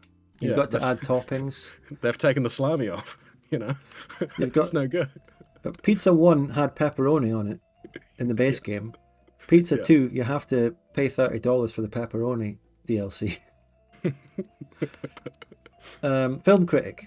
So a film comes out, it's shit, and then the director's cut comes out, but you've got to pay for the director's cut. I don't know. Pay for the extra scenes, pay for the good scenes. You've got to... Star Wars Empire Strikes Back is coming out, but if you don't pay an extra $10 DLC, at some random scenes, there's going to be like, surface a crystal coming out with a bottle. If you pre-order, you actually get to watch the first 10 minutes. They cut out the first 10 minutes unless you pre-order. I tell you what they do, they cut out the ending. That's what they do. Fuck knows how it ends. Book DLC, book critics. People, in terms of book critics, people are shitting on. Here's another way. Here's a way to inverse it, right? George R. R. Martin and the book he's writing. People are complaining about him delaying that for 10 years. Oh, fair enough. Completely fair enough. He's actually a great example of a he's almost like an anti-consumer novelist, which is insane. Like, how do you even manage to be that? The difference with him though is he's not like officially making a delay and giving us a reason for delaying it. He's just not coming out with it or giving specifics or saying anything. And he's doing other projects and other random shit at the time he should be making it, like writing Elden Ring or something. Although apparently he barely worked on it as well. But the problem, I think you're wrong. The problem and the reason he's like so universally in trouble is because he has said so much. You know, last 6 months I've worked so much on this book. I've gotten so many pages done. Like I watched a YouTube video. It was quite funny where they tracked his statements and how many pages he should have completed based on what he'd said directly from quotes. And it was like, he should have finished the book maybe 3 times over by now. So he's just talking shite all the time. You know, it's not about... The man can make the book if he wants to, but just don't blueball people with, I might make the book, I'm working on the book, book's coming out any minute, 10 years pass. Yeah. At least in a game development that's being delayed, you got Dev Diaries coming out, games are pretty transparent on what's going on. I mean, this post, like I say, is good. You've got some specifics, you've got memory usage issues. Fair enough. It's telling... it's behind the image, but it's talking about memory issues. Fair enough, they're telling you what the problem is. City Skylines 2 didn't do that. They just came out with the game. But by the way, what is this image from in the post? Who is that? I'm not sure. Charlie Bronson, maybe, I don't know.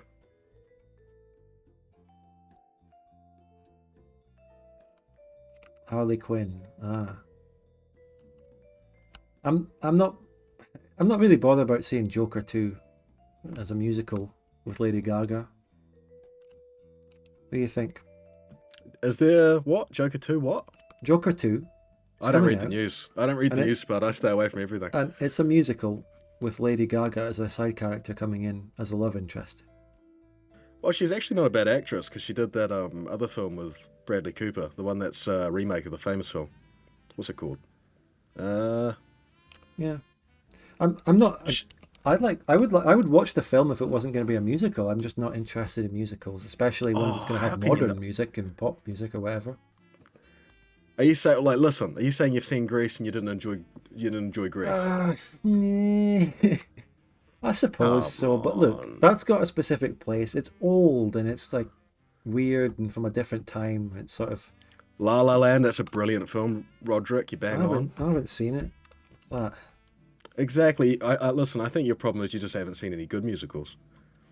Yeah, but musicals. Hairspray is good. I haven't seen it. John Travolta dressed up as a lady. Who doesn't like that? A Star is Born. That's right. That's the one I was talking about. Lady Gaga acted in that, and she was quite good. So I don't know. And Joker 1 was a good film, apart from everything, the news around it. And that's why I don't read the news anymore, because it's like, what's the point? Just make yourself depressed, hearing about all the crazy people. Spud has lost a fan. Was it because there's something I didn't watch? No, it's because of your hatred of musicals. Your passionate hatred. I'm just kidding. What are you, Victoria 3 fans, twisting all my words and making shit up? Just kidding. I'm just kidding.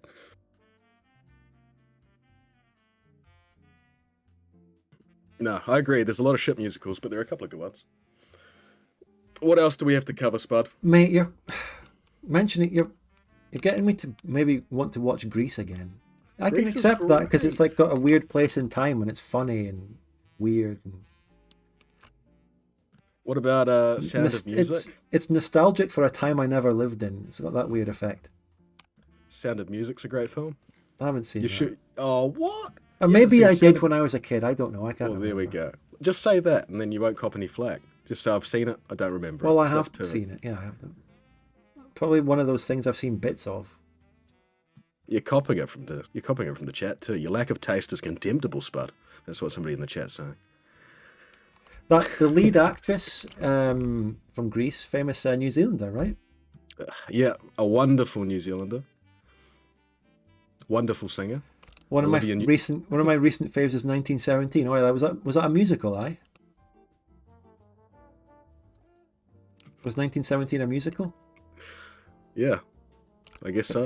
Songs like Erika, although that's from a different era, I think actually. That's a great song as well.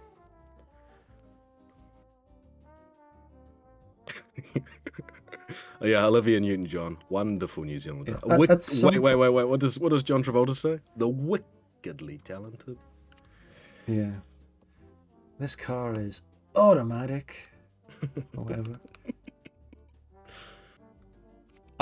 We're at that point where we do also have Gilded Destiny slotted in, but and I've got the tab open, but I'm tired. Listen, let's bounce past Gilded Destiny. We'll touch on it another time, and then I'm let's sorry, talk Gilded. Let's- I'm sorry, Aquila guys. If about. We still love you. We still love you. they We're gonna might be talk about you watching next this time. stream because I've advertised it with that. They might be watching all the way.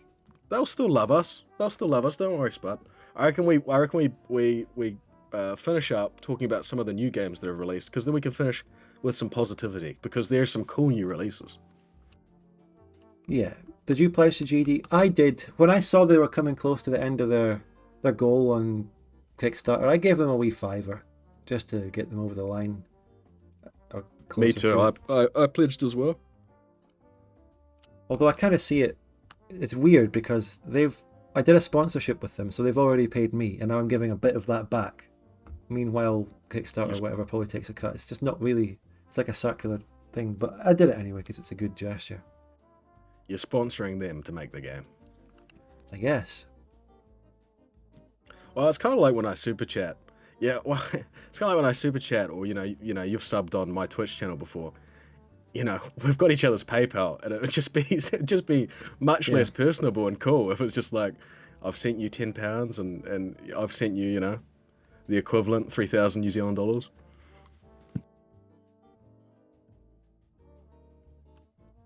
I checked the Vicky 3 Reddit and found this comment. A rare PDS release date delay. The Vicky 3 team always strikes me as the most ambitious of the PDS teams, for better or worse.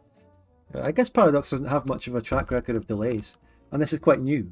We could be going into a new development for them, with Prison Architect as the publisher and Sphere of Influence. And with Paradox's track record of releasing broken, unfinished, buggy shit, developing delays as a behaviour that they will do is surely a good thing for Paradox to just do that. Also, we're just kind of timestamping the general ending discussion, which basically started when we started talking about George R.R. Martin. Give it like 5 minutes ago. I don't know. In this section, we can mention other games like Manor Lords or whatever. Do you know much about that one? Yeah, I'm quite excited to play it. I think I'm going to give it a little bit longer because it seems like it could use maybe a couple of months. But unlike Paradox, you've got a fully playable game with a great concept and a great execution there. And there's, that's not just the only one to talk about. Kingdom Come Deliverance 2 announced. Oh, I'm so excited for that game. I played a whole bunch of Kingdom Come Deliverance 1. I haven't finished it yet, but that is a brilliant game, and I think a game that you'd probably really enjoy, because it's a game that doesn't dumb shit down. It's not like it's pretty respectable of your time, and it's just a really, really good RPG. It's kind of like historical. You're a peasant in Czechia, and you got to rise up the ranks. It's great. It's really, really good. So very excited for the sequel there. And Frostpunk 2 out as well. So lots of things being released. Manor Lords, Kingdom Come Deliverance, Frostpunk. These are games that I just haven't played, and it's not because I don't like them. I don't like the idea of them. I just never have gotten round to them. And I've seen Manor Lords being posted about a lot, and lots of positivity surrounding that. But I just haven't been particularly interested. And I'm not saying it's bad or looks bad. It looks great, and I've seen great things about it. There's also time constraints for me as well. And loads of people are getting early keys for Manor Lords. Every content creator, and I probably could if I asked. I never asked, and I might have been offered ages ago with an email that I just forgotten or something. I don't know. In terms of getting it early for me, but No, actually, I totally understand your point. I mean, even when you don't have time, especially when you get older and work gets to be more busy, when you don't have time for a game, it still feels good to know that a game's come out and it's great. It's just always a much more positive thing than hearing about some sequel to a beloved game that has just turned out to be total dog shit. Which is quite common these days. So it's always a relief.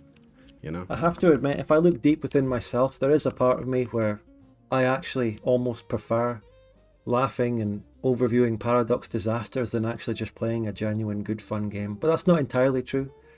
Like, there is the Schadenfreude, or there's just the enjoyment of watching disasters unfold from a distance and all that. I enjoy that. I enjoy laughing at Sphere of Influence. I enjoy laughing at City Skylines 2 posts. That's just part of me that enjoys these things. Yeah, I think the when I was playing Portal 2 when I was a kid, I got that for my birthday when I was super young. And you play a game like that and you're a kid, so it just blows your mind. Just an outrageously good game. But when you're an adult, you've just seen more and more, and it's not really that your expectations are higher. It's more like it really does feel like in the last 5 to 10 years that games on average have gone downhill. That doesn't mean there hasn't been great games and really iconic, awesome games released, but it's not like you go to the store, you see a really cool cover that's like right up your alley when you're a kid, like Ace Combat or something. You want to be a fighter pilot because you're 9 years old, and you pick it up, you take it home, and it fucking rocks, and it was $40, and I've got another $40. I'm gonna go get another great game. You can't. It felt like there was a time where you couldn't miss. At worst you were going to get average, and at best you got something really, really good. But with digital distribution, it's been a horrible thing for computer games. It's led to such a decline in quality and such a introduction of so many anti-consumerist things, pre-order bollocks, DLC. You couldn't DLC a disc. Disc had to be good. Yeah, and it's all just, I don't know. How do I say? It's just, all of this, it just leaves you a bit disheartened, a bit apathetic. I'm very apathetic. Oh, me too. Games. It's the perfect word for it. Very I'm apathetic about it all, which is where I get to the point where I enjoy watching disasters unfold in these sorts of things almost as much, if not sometimes more, than actually just playing a good game. And it's hard for me. Some games I just can't get into and enjoy, even if they're good. I mean, I just have these specific niche tastes where I like Victoria 2 multiplayer, and I guess it's multiplayer for me that I enjoy. I rarely do just enjoy a single player game unless there's a specific thing that tickles my fancy. So I have almost a terrible paradox where I see games that I know I'd really, really like, but the time needed to like learn them and get into them. Like my mate bought me Football Manager for Christmas, and I still haven't really had a decent chance to have a look at it because I've never played Football Manager before. And if you've ever seen a Football Manager YouTube video, or if you played it yourself, there's a lot to that game. And it's like, oh, do I have 10 hours just to learn a game? When I first started playing Europa Universalis 4, yes, I did. Not really anymore. It's hard to find the time to, and the energy and the motivation to be like, okay, I respect this game and I feel like this game respects my time, so I'll put 10 hours in to learn it, sure. Because I know that I'm going to get quality after that. yeah, aye. What other games can I think of? There's also just these. There are plenty of things that just generate loads of positivity, like these. The flavor of the month horror games that come out, Lethal Company and Content Warning. They're always a good breath of fresh air. They are, yeah. If I can find the time and people that want to play it, they're good. But I can't gather the teams for these games right now. And there's a new Lethal Company update, but I can't. the people that I want to play with just don't have the time when we're in different time zones, so I haven't played it. You need to go down to the pub and get a couple of Scottish mates, and then we'll be in business. We can have 3 Scotsmen and a Kiwi, and any time works. I'll just go and ask people if they want to play Lethal Company. Yeah, just go around. Maybe make some pamphlets. You can hand them I out. work for a Lethal Company already. Oil and gas industry.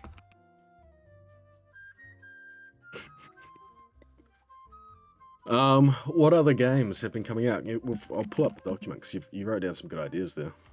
Did I? I mean, I guess what the time I was planning the stream, I saw Kingdom Come Deliverance 2 trailer. But since I haven't played the first one, what do I have to say on the matter? Sure, it looks great. Maybe I will eventually find the time and play the first one. Maybe one of these days. It would be a great stream, seriously. Even if you did a one-off, it would be a fun stream. And it's cheap as chips as well, the first game now. That's all very nice, but I've also considered playing some EU3, given the EU5 direction in news. So, yeah, well, I mean, you could also look at the fact that things are hard to organise in terms of variety, is that a lot of games you need rather 4 or 2 people, and it's not that hard for you and I to organise together. And so we could look at some great 2-player games to add to the variety list. You know, we've got Raft as well to tackle, you know, because I think, you know, despite we did have a list already of that. Yeah, we've got a list. We've got to do Skyrim co-op or Morrowind co-op. Sailor Mary says she'll play. That's 3. There we go. We just need 1 more. Lawrence is about somewhere. Well, the horror games, I wanted to play with Weevil and Ethan and Dempsey, maybe. The people that I've played with them before. Yeah. I couldn't gather that team, though. Yeah, well, it's like the most disparate team as well in terms of geographically. It is. It's exactly positioned everywhere in the world to be impossible to gather them at the same time.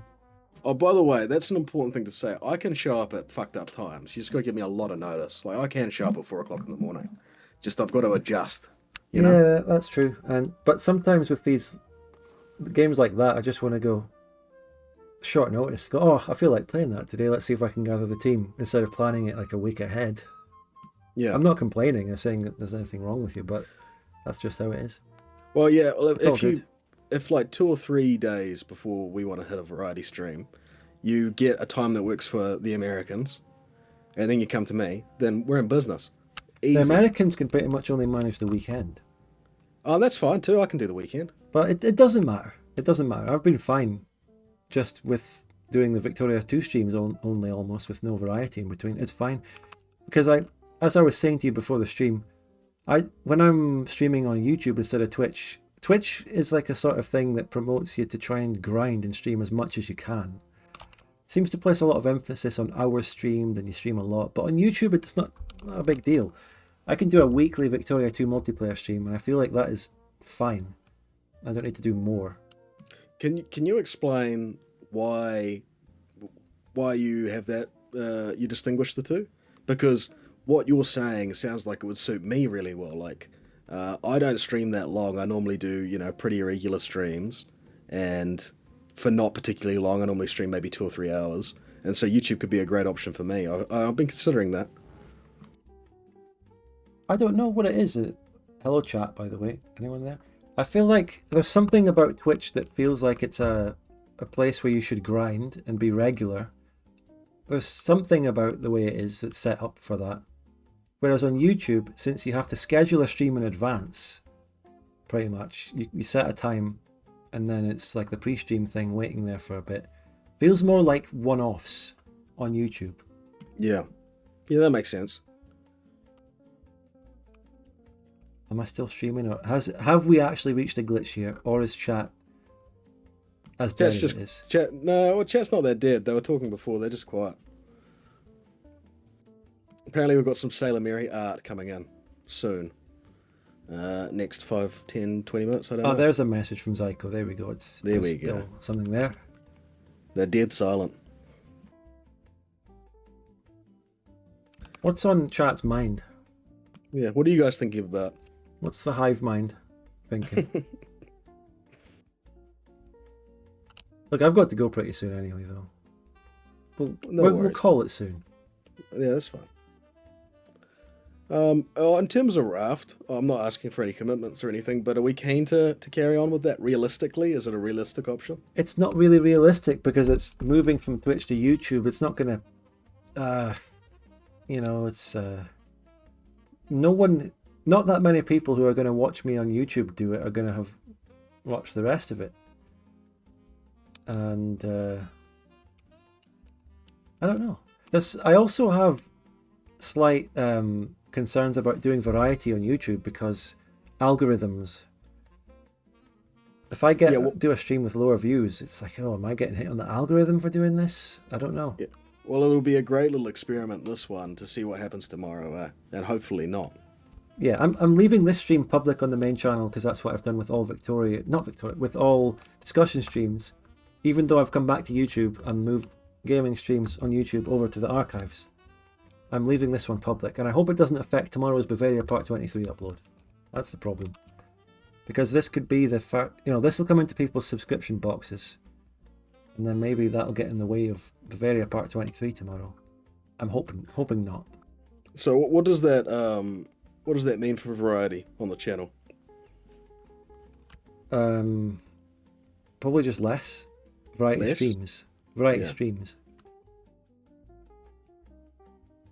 Because on Twitch you can just sort of hop in a game and play, but on YouTube you've got to set it up and you've got to be concerned about the algorithm and all that. So it just makes variety less likely. Yeah. Yeah, which is sad because I love the variety. I'm definitely one of the variety enjoyers, and it's not just because I'm participating all the time, but that definitely is an element. Yeah, I guess I'm coming from the other side where it's very easy for me to jump into a variety game, but it would be very difficult for me to just sign up to a Vic2 MP and commit to that week after week for 4 hours a pop and hope that my ping isn't going to be a massive issue, because it can be tricky to get a game. I know that there are some good Australian community servers though. If I were to stream on YouTube, I'd just make a second live stream channel. Well, people have actually suggested that I stream on the Spud Gun archives, which works well for the VOD. You can just leave it public, but it also doesn't make any sense because no, it doesn't. I won't get my viewers. They won't know I'm streaming. I can make a community post like I did for Twitch, but why, if I have the main channel and all the subscribers, why waste that? Why do a stream that not many of them will know about? Although, with a channel of 36,000 people and only 60 of them watch a variety stream, it's pretty bad anyway, as a percentage. Well, maybe creating a dedicated variety channel rather. Yeah, but getting people to it, it's not going to get views, it's not going to work. Terrible idea. I won't do it. No. I don't think you're... Listen, you're stuck, and happily, by your own words, pretty happily doing a lot of Victoria too. You could just say, check it out. Look, I advertise my third channel, the Spud Light or Spudifice, in mainline Bavaria videos, and that barely gets anyone going to subscribe to it. It doesn't work. People don't go and check out the things I tell them to check out at the intro of a Bavaria video. They just don't. Yeah, I know. I'm hearing you now. And the workload of just making trying to grow another separate audience would be quite a lot. Yeah.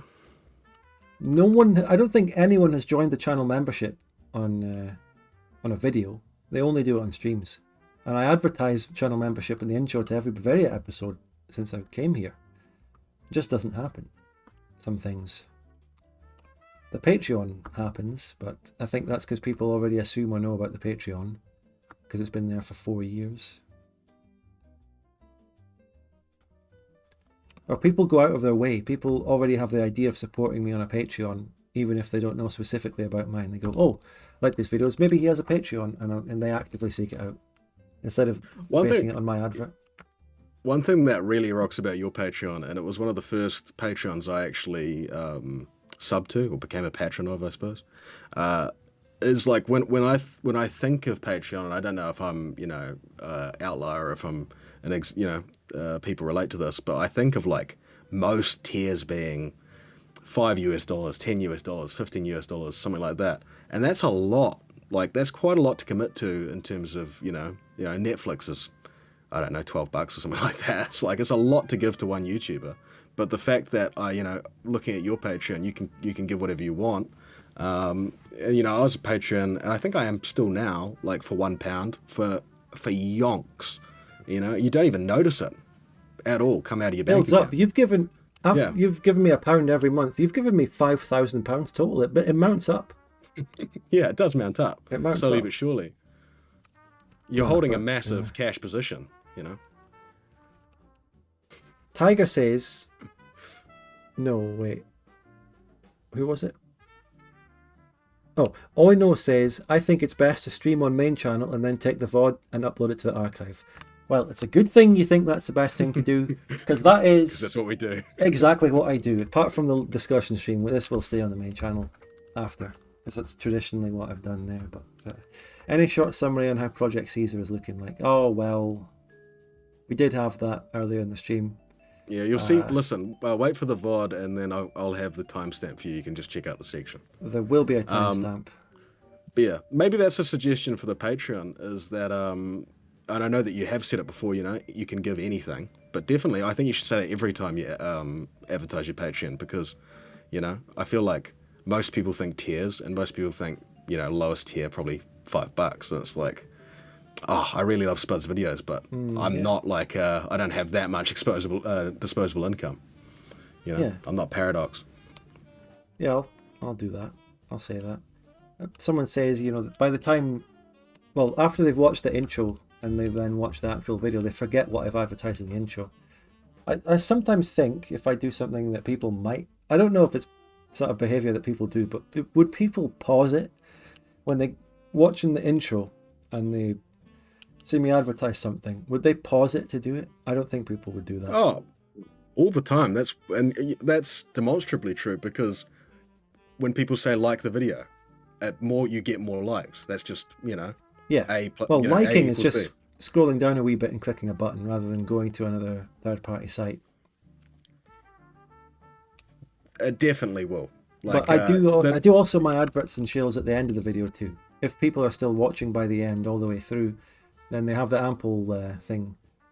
The things at the end should work better, because you can just go to it there at the end without worrying about missing the video or pausing the video.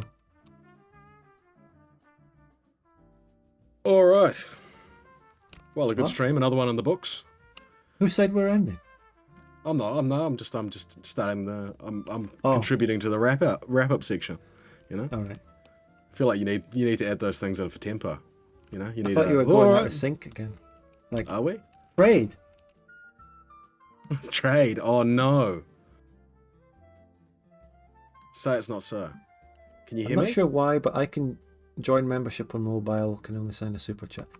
Well, there's something that I've mentioned in the outro section to Bavaria Part 23, which comes out tomorrow, which is just a thing about channel memberships. You know the join button below? It'll be here on the stream. You see the join button, right, everyone? Yep. Chat. Unless you're really based and you see perks. Ooh. Because you're already a member. Ooh. Got gifted? Oh, everyone sees perks. I Everyone's think already so. a member. No, I might have just subbed. Yeah. Well, what do people see? Tell me what you see, chat. No, you're a channel member, Pachucky. You probably did. If you don't remember joining yourself, you did get gifted one in that case. I definitely have joined before. And I've been a member for 4 months, so I'm sure I haven't been gifted 4 months in a row. That'd be crazy. I'm just asking a simple question. If you scroll down to the like section and subscribe section of my stream, you see the join button. Can you Yep. see that? Not if you're an existing member. Not if you're an existing member, because you've already joined it or got gifted. Of course. I'll switch to my other account. Yes, lefty. So thank you, DLW. There you go. So that button that says join, which I advertise when I advertise a channel membership, say in the intro to a video or something, if my video has an ongoing copyright claim that I have disputed, which many videos do, Almost all of them are just baseless, poor copyright claims based on algorithms finding different performances of the same public domain music. If it has an ongoing copyright claim, the join button does not appear. Bavaria Part 22 did not appear because it has Tannhauser Overture false claim. I suppose it makes sense for copyright reasons, but the core of that issue is false bollocks copyright claims. It's not the join disappearing makes sense because you can't profit off work that's in dispute. No. Or you could have the join and then hold the money, like they do for normal videos. No, that's not. No, the copyright claims are only for the ad revenue on the video. Joining the channel membership is a channel thing, not a video thing. It's wrong. It's wrong. It doesn't make sense. Legally, though. Like, legally, this is like, for example, let's say this stream, got copyright claimed. Copyright claimed streams can still get super chats. They don't get super That's thanks. fucked. Okay, listen. You can't. You can't get a copyright claim midstream anyway. So I guess it doesn't matter. You don't get copyright claimed until after the stream when it becomes a video. But yeah, well, I guess the logic is you can't profit at all in any way. But yeah, well, they should do what they do with ad revenue, which is hold the money while it's in dispute. No. That's a horrible idea. Imagine doing that for channel memberships. Your channel membership goes to Universal Music Group because you did it on a video that had a copyright claim. Yeah. Channel membership is for channels. True. You don't want any of your viewers' money going to Sony Music. It's a very good point.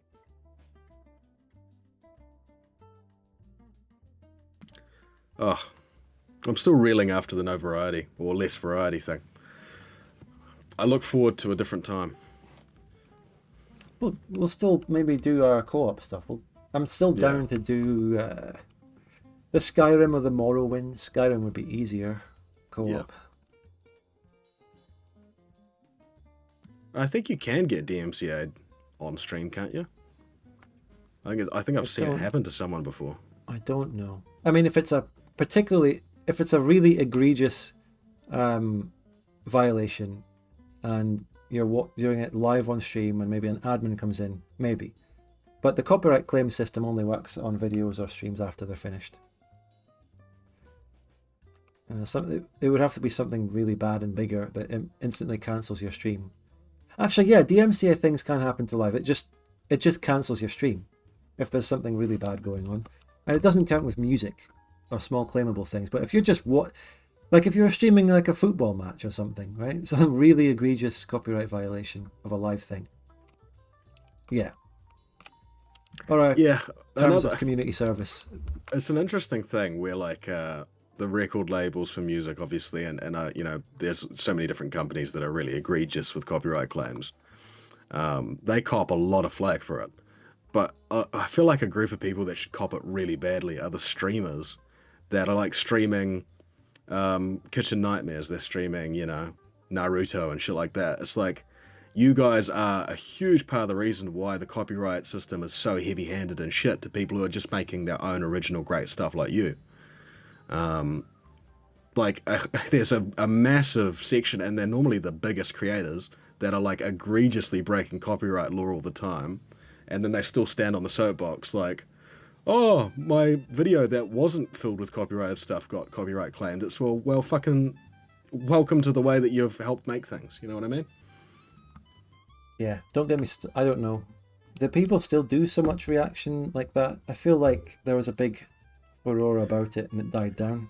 Yeah, well, not conventional media really anymore, especially on Twitch, but they're still reacting to people who don't have legal teams, Let Me Know, who makes those sort of quite interesting, really, really high production videos about the JFK assassination or something like that. Which, those videos are you could put those on Netflix. They're so high production. And people, steal his content and live stream it and do that, millions and millions of views, which equates to, sometimes tens of thousands of dollars. And it's just not enough money to go after these multi-millionaire streamers who are just stealing everything. Yep. Oh, well, I don't know. Yeah. But no, it's an interesting side of the coin that doesn't really seem to get spoken about a lot, is that there are creators who should deserve so much flack for really contributing to the really shitty system that we have for copyright claims. I get hit by automated shit. That's all I get hit by. Algorithms finding sounds. Yeah, I think I've only gotten copyright claimed once, which was for the Napoleon's Legacy I made for you with the Dragon Ball Z intro, which I think was probably fair enough, to be honest. Yeah. Just, it's the music. The bots find it, they flag it. You have the option to dispute, and I get away with most of my disputes because I correctly point out that, well, different performances of the same public domain music may sound different, but, well, may sound the same because it's the same piece of music. But the bots will flag it because it sounds similar. But the performance is different, yeah, and it's a different copyright. It's frustrating as. Yeah. People talk like there's even channels that aren't really breaking copyright, but they're right on the borderline, and I think they piss me off as well. Like channels that are doing like Daily Dose of the Internet and stuff like that. They're just compilating shitty Facebook memes, and they're making like millions of dollars, and it's like, oh my god, how could you sleep at night making something so shit, you know? Like I feel like I don't know. It's easy for me to say, I guess, from where I'm sitting, but yeah, there's so many. I thought we were staying like, positive pie. Well, I think the people that do that, people that do just react now or compile things, people that just react, they got big on something else. They rode on a tide of genuine content, playing a game or something. They got really big, and then somehow they lose that. They try different things. They look for what to do. They can't find anything else to do, and eventually it just devolves into reacting to videos, chatting over stuff, watching actual programs live, and yeah, I don't know what to make of it. Not naming names or anything, but we do have our own Paradox YouTuber versions of that. Just reacting to the spectation of the game, which is weird, but gets a lot of views, I guess. So why not? And very, very low effort. What do you mean we have reaction to the spectating of a game? What do you mean? Like what I'm saying is like there's Paradox YouTubers who make very, very, very low effort content as well. You know, if you're on one side, heavily editing, adding music, making something cinematic and really good, then there's definitely people on the other side who boot the game up and put it on spectate mode and then just commentate what's happening as the AI play out the 500 years of EU4, and it's like, I don't know how this is entertaining or interesting to people, but it gets some of the highest views out of all of the Paradox YouTubers.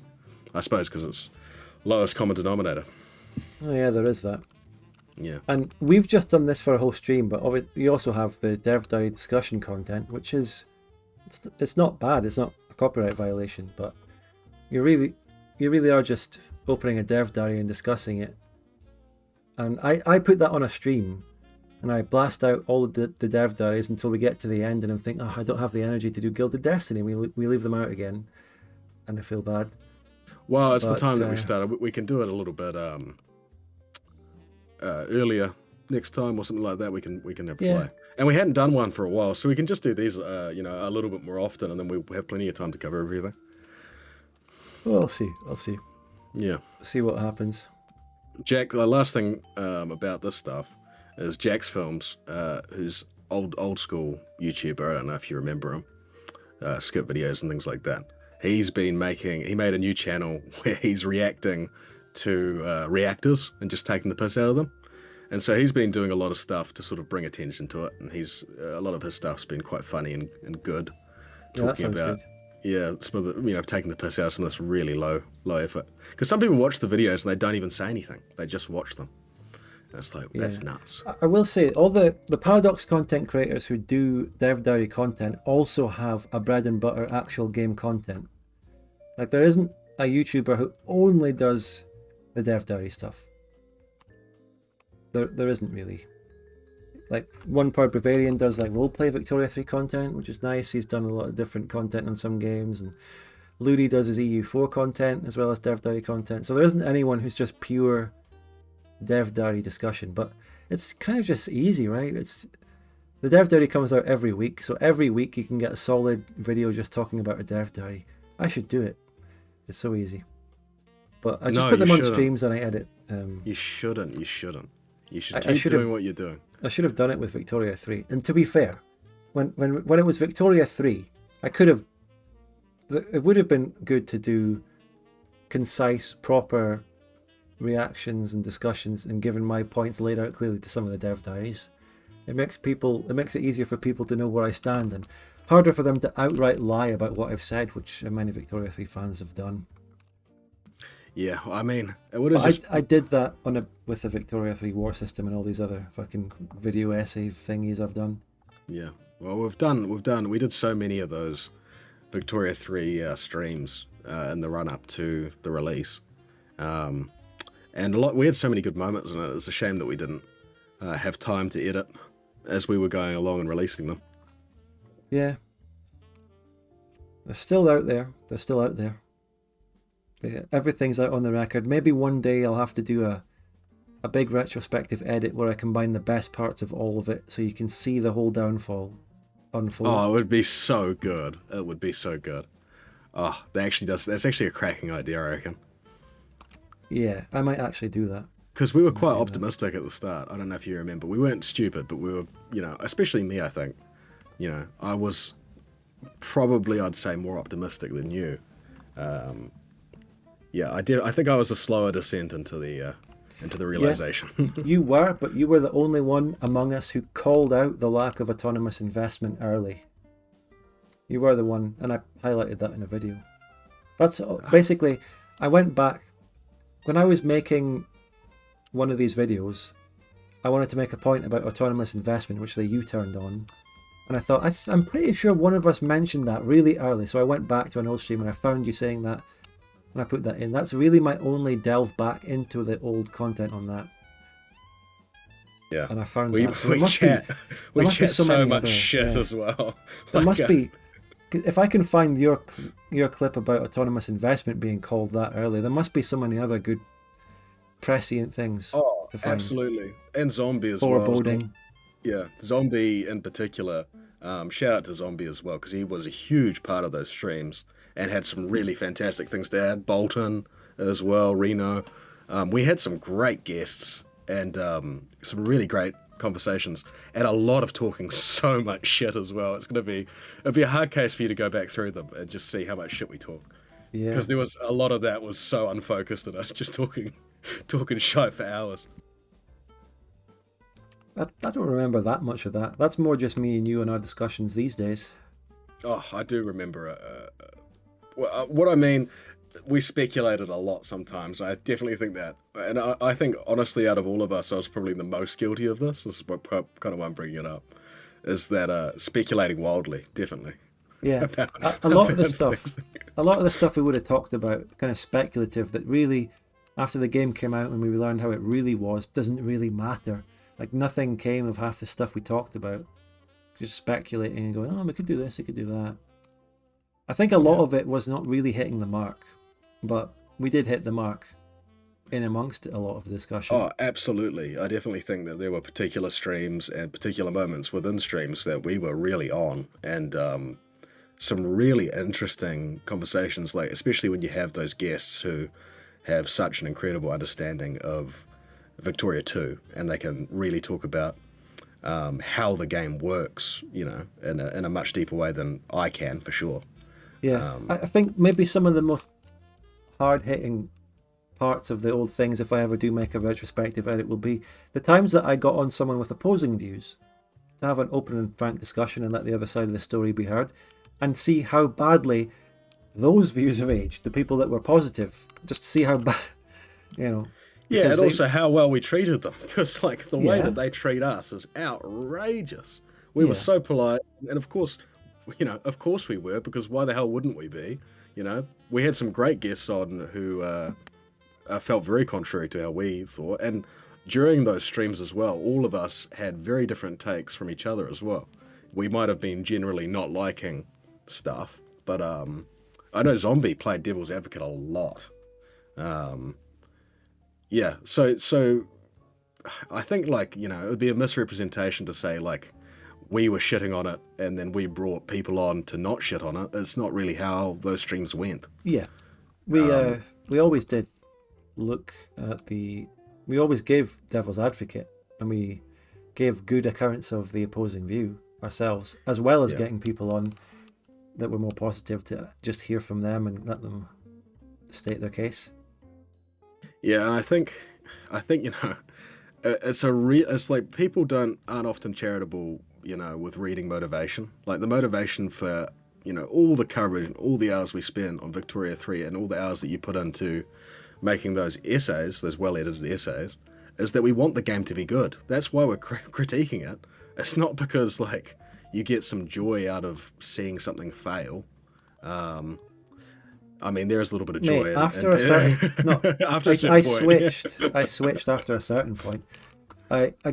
My position became that after a certain point, it's well, I obviously when the game was announced and we started getting bits of information and early stuff, I wanted it to be good, and I was open-minded. But then after you learn certain things about it, then especially after you see it just stark in the leak and how it actually is, I just think, well, I want this version of Victoria 3 to fail because it's wrong and bad.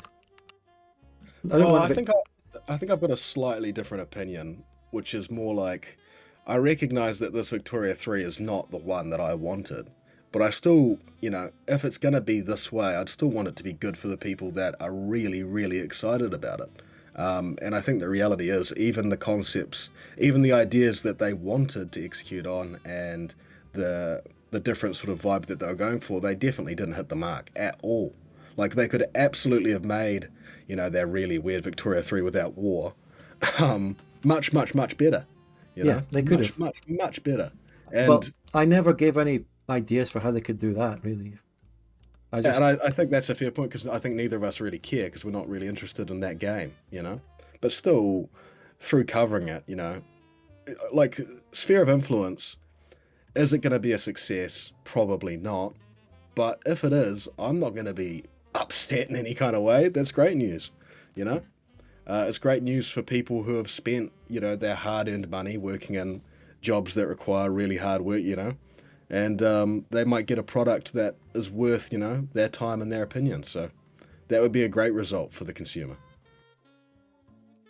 I guess. With the Victoria 3 War System video, I didn't... that was obviously by the point that I knew it was going to be bad and it was going in a direction I vehemently disagreed with. So I just laid out my case for why their vision was bad and how it could have been different if they had gone down a different vision. At that point, there's no hope that the game will be good with the vision it has. So I just want to point out and lay out a clear, concise case in about half an hour of that vision, why it's bad. And after it came out and went so badly, it was only vindicated. Yeah, well, I think you'll agree that it's not just the vision that's bad. The execution's been appalling as well. Yes. Like the execution of that vision, you know, no matter how bad it's been. And I have linked the two. I have argued that the execution of that vision is bad because the vision's bad and it's inexecutable. That's how I've gone that far to argue that. I don't know. I don't know if personally I'd go that far, but I do see that point. It is a strong argument that you make. Yeah, I definitely think that if they had tempered their vision in such a way where it had been like a more of a light version of what they're going for, and if they'd nailed the execution, they could have had a great game that I have no interest in. You know what I mean? That wouldn't really resemble Victoria 2 in any kind of way, and not really, you know, call it something else. Didn't need to be called Victoria 3, but, you know, I still, you know, I'd be disappointed, but I wouldn't be angry at Paradox, you know?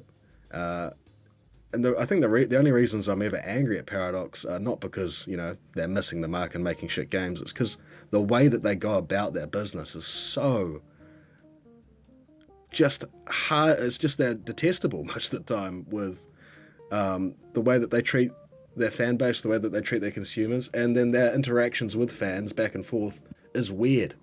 You know, the culty, you know, there are like super fans who are, you know, not on payroll, you know, who will defend Paradox to the last, you know, and it's like, I don't know. There's just a lot of things that are really, really weird about Paradox, and they leave a bad taste in the mouth.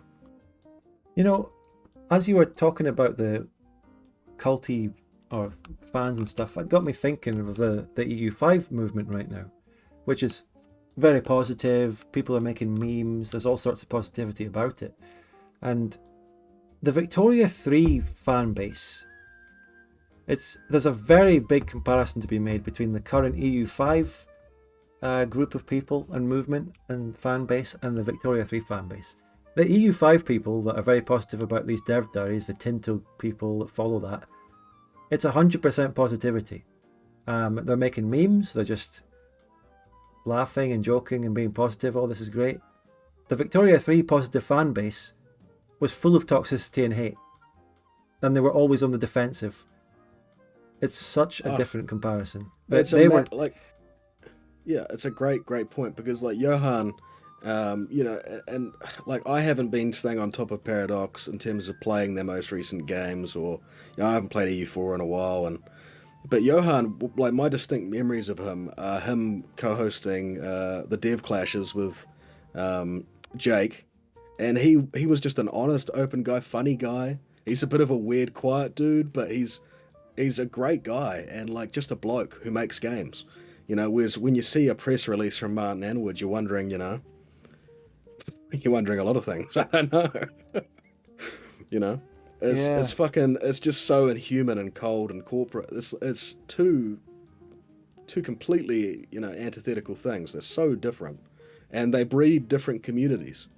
I mean, the positive Victoria 3 community, if you look at the forums, the Reddit, it's toxic, right? They hate people that criticize the game.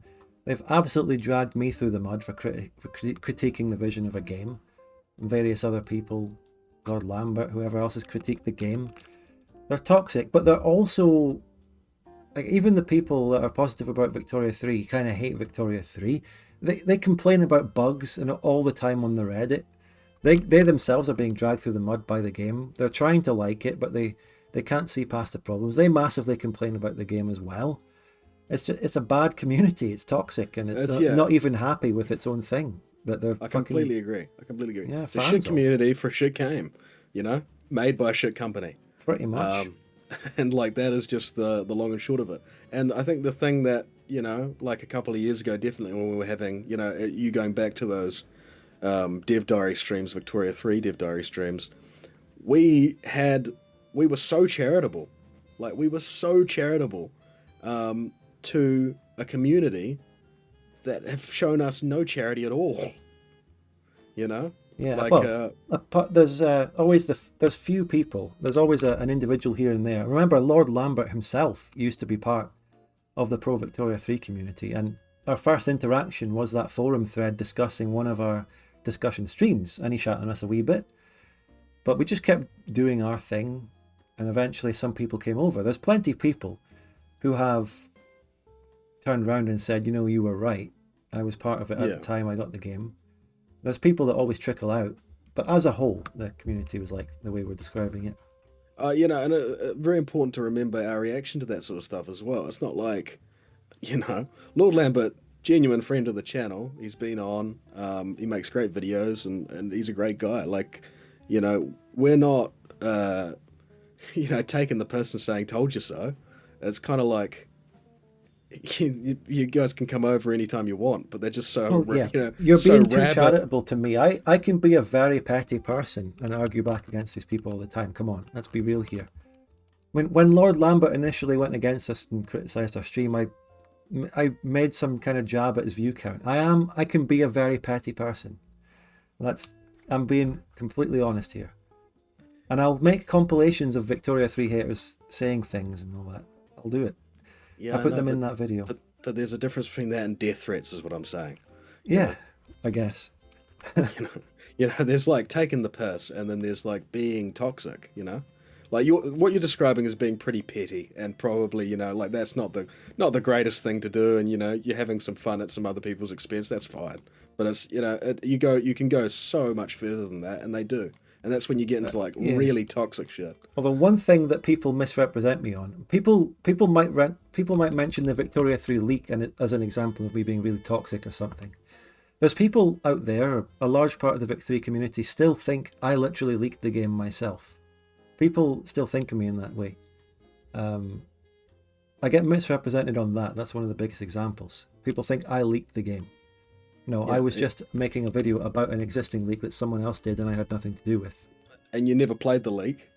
I didn't even play it. I've never even played the leak. You never played the fucking leak, and you never made a video of you playing the leak. So it's just it would just be an insane thing to do, you know. And to be honest, if you were a scummier YouTuber, there would be so much money to be made. You'd get news articles written on your video if you were the first guy to make a video on the leak, and probably eventually get taken down, but you get huge press and notoriety for that leak. Yeah, I could have gone more on the leak. I could have done a lot more with it. Big time, but you didn't.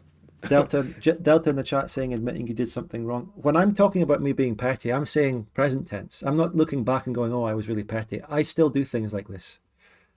I'm like that now a bit. There you go. Yeah, Not often. I don't often bring it to the main channel or anything, but I can be like that. Yeah, I don't think I would get really petty, but I definitely get probably overly angry sometimes about how eyes wide shut this whole situation is. Yeah. Oh well. There's this, the Victoria 3 thing. There is still. We can endlessly talk about the whole retroactive experience of it, and I do maybe think a retroactive edit would be interesting looking back. I'd love to find a message, by the way. I remember us talking. I think it might have been shortly after Victoria 3 was announced. And we were talking about like, oh, are you going to switch to Victoria 3? I feel like this is going to be a renaissance for your channel, and you're like, oh yeah, definitely. I'll keep making my Victoria 2 videos, but definitely, make some Victoria 3 videos for sure, And it's like, the way things went from there is so different. Like, having that conversation today, we would look like we're, off our nut. Like, it's like, what the hell are we even talking about? Because it's just the game that we got compared to what we were talking about was insane. I mean, me moving to Victoria 3 entirely was never going to happen, even if it was good, because Victoria 2 is Victoria 2. Like, even if it was good, I wouldn't move to it entirely. Although I probably will move to Open Vic when it's out and working, and there will be a Dev Diary in the next few days. Yeah, I found it. From the 22nd of May, 2021. I think, and this is in regard to the announcement stream, I think that went really, really well. Victoria 3, man, the Spud Renaissance begins. It's like... No, I think that there was a Spud Renaissance with Open Vic, but it's definitely not the Renaissance that I thought that we were going to get. Yeah. There was a Renaissance. Well, the Victoria 3 thing, nothing out of that benefited me very much. My channel didn't grow particularly well. Like, another thing that Victoria 3 fans have said, I've seen it said a few times, is that I did things, I took my positions just to make money out of it, or grow my channel, or so controversy, especially with the leak. Well, I guess the biggest argument against that being the case is that it didn't happen. Whereas if you look at people who made positive Victoria 3 content, they got big sponsorships, they got massive views, hundreds of thousands of views on positive Victoria 3 content. I could have done that. I would have gotten more benefit by selling out than I did by just taking the positions I honestly have. Yeah, no, that's a great point. Like, when I said in that DM 3 years ago, nearly, talking about a Spud Renaissances, I was thinking like, oh, you're going to play, you're going to keep going with your Victoria 2 stuff. Like you said, that was never going to change. But with some Victoria 3 stuff, you were going to have, that's getting a new audience, because there's people who, in this alternate history where Victoria 3 was great, they're coming over and, then they might also stay for your Victoria 2 videos because there's huge crossover there. And that's what I was thinking. I was thinking that was going to add to your audience. In reality, when you make a video on Victoria 3, it's still the same audience. It's the Victoria 2 audience who are, for the majority of them, quite disgruntled with the way things went, and they want to hear about, what's new. Yeah. what's happened to the game. There's no Victoria 3 people, fans coming over to see our criticism of the game, really. A couple here and there, a few. Yeah, a Not dozen. much. Not much to make. Not much to account statistically for anything. Yeah, I was thinking when I said the message that I said, I was thinking thousands of new people to see your Victoria 2 videos. That's how I imagined it. Yeah. And listen, that could happen with OpenVic, and very well could, especially if as we get further along. I wouldn't be surprised if there was some press opportunities and things, and the ball started to get rolling there. Who knows? So there's still opportunities, some really cool opportunities coming up. We'll see. I don't know. I'm curious. I'm not sure of what will happen with OpenVic in terms of publicity. I mean, it's a big thing. It's a very good thing, but it is just recreating Victoria 2, so it can only go so far, because Victoria 2 itself is niche. But I'm sure it'll get quite widespread. There's loads of people out there, I know for a fact, who will be drawn back towards Victoria 2, especially with some things being fixed. Multiplayer will have a massive renaissance, because multiplayer is still a very small amount of the player base now, and loads of people are put off by how janky it is. But when it's when you get that working well, a larger proportion will play multiplayer.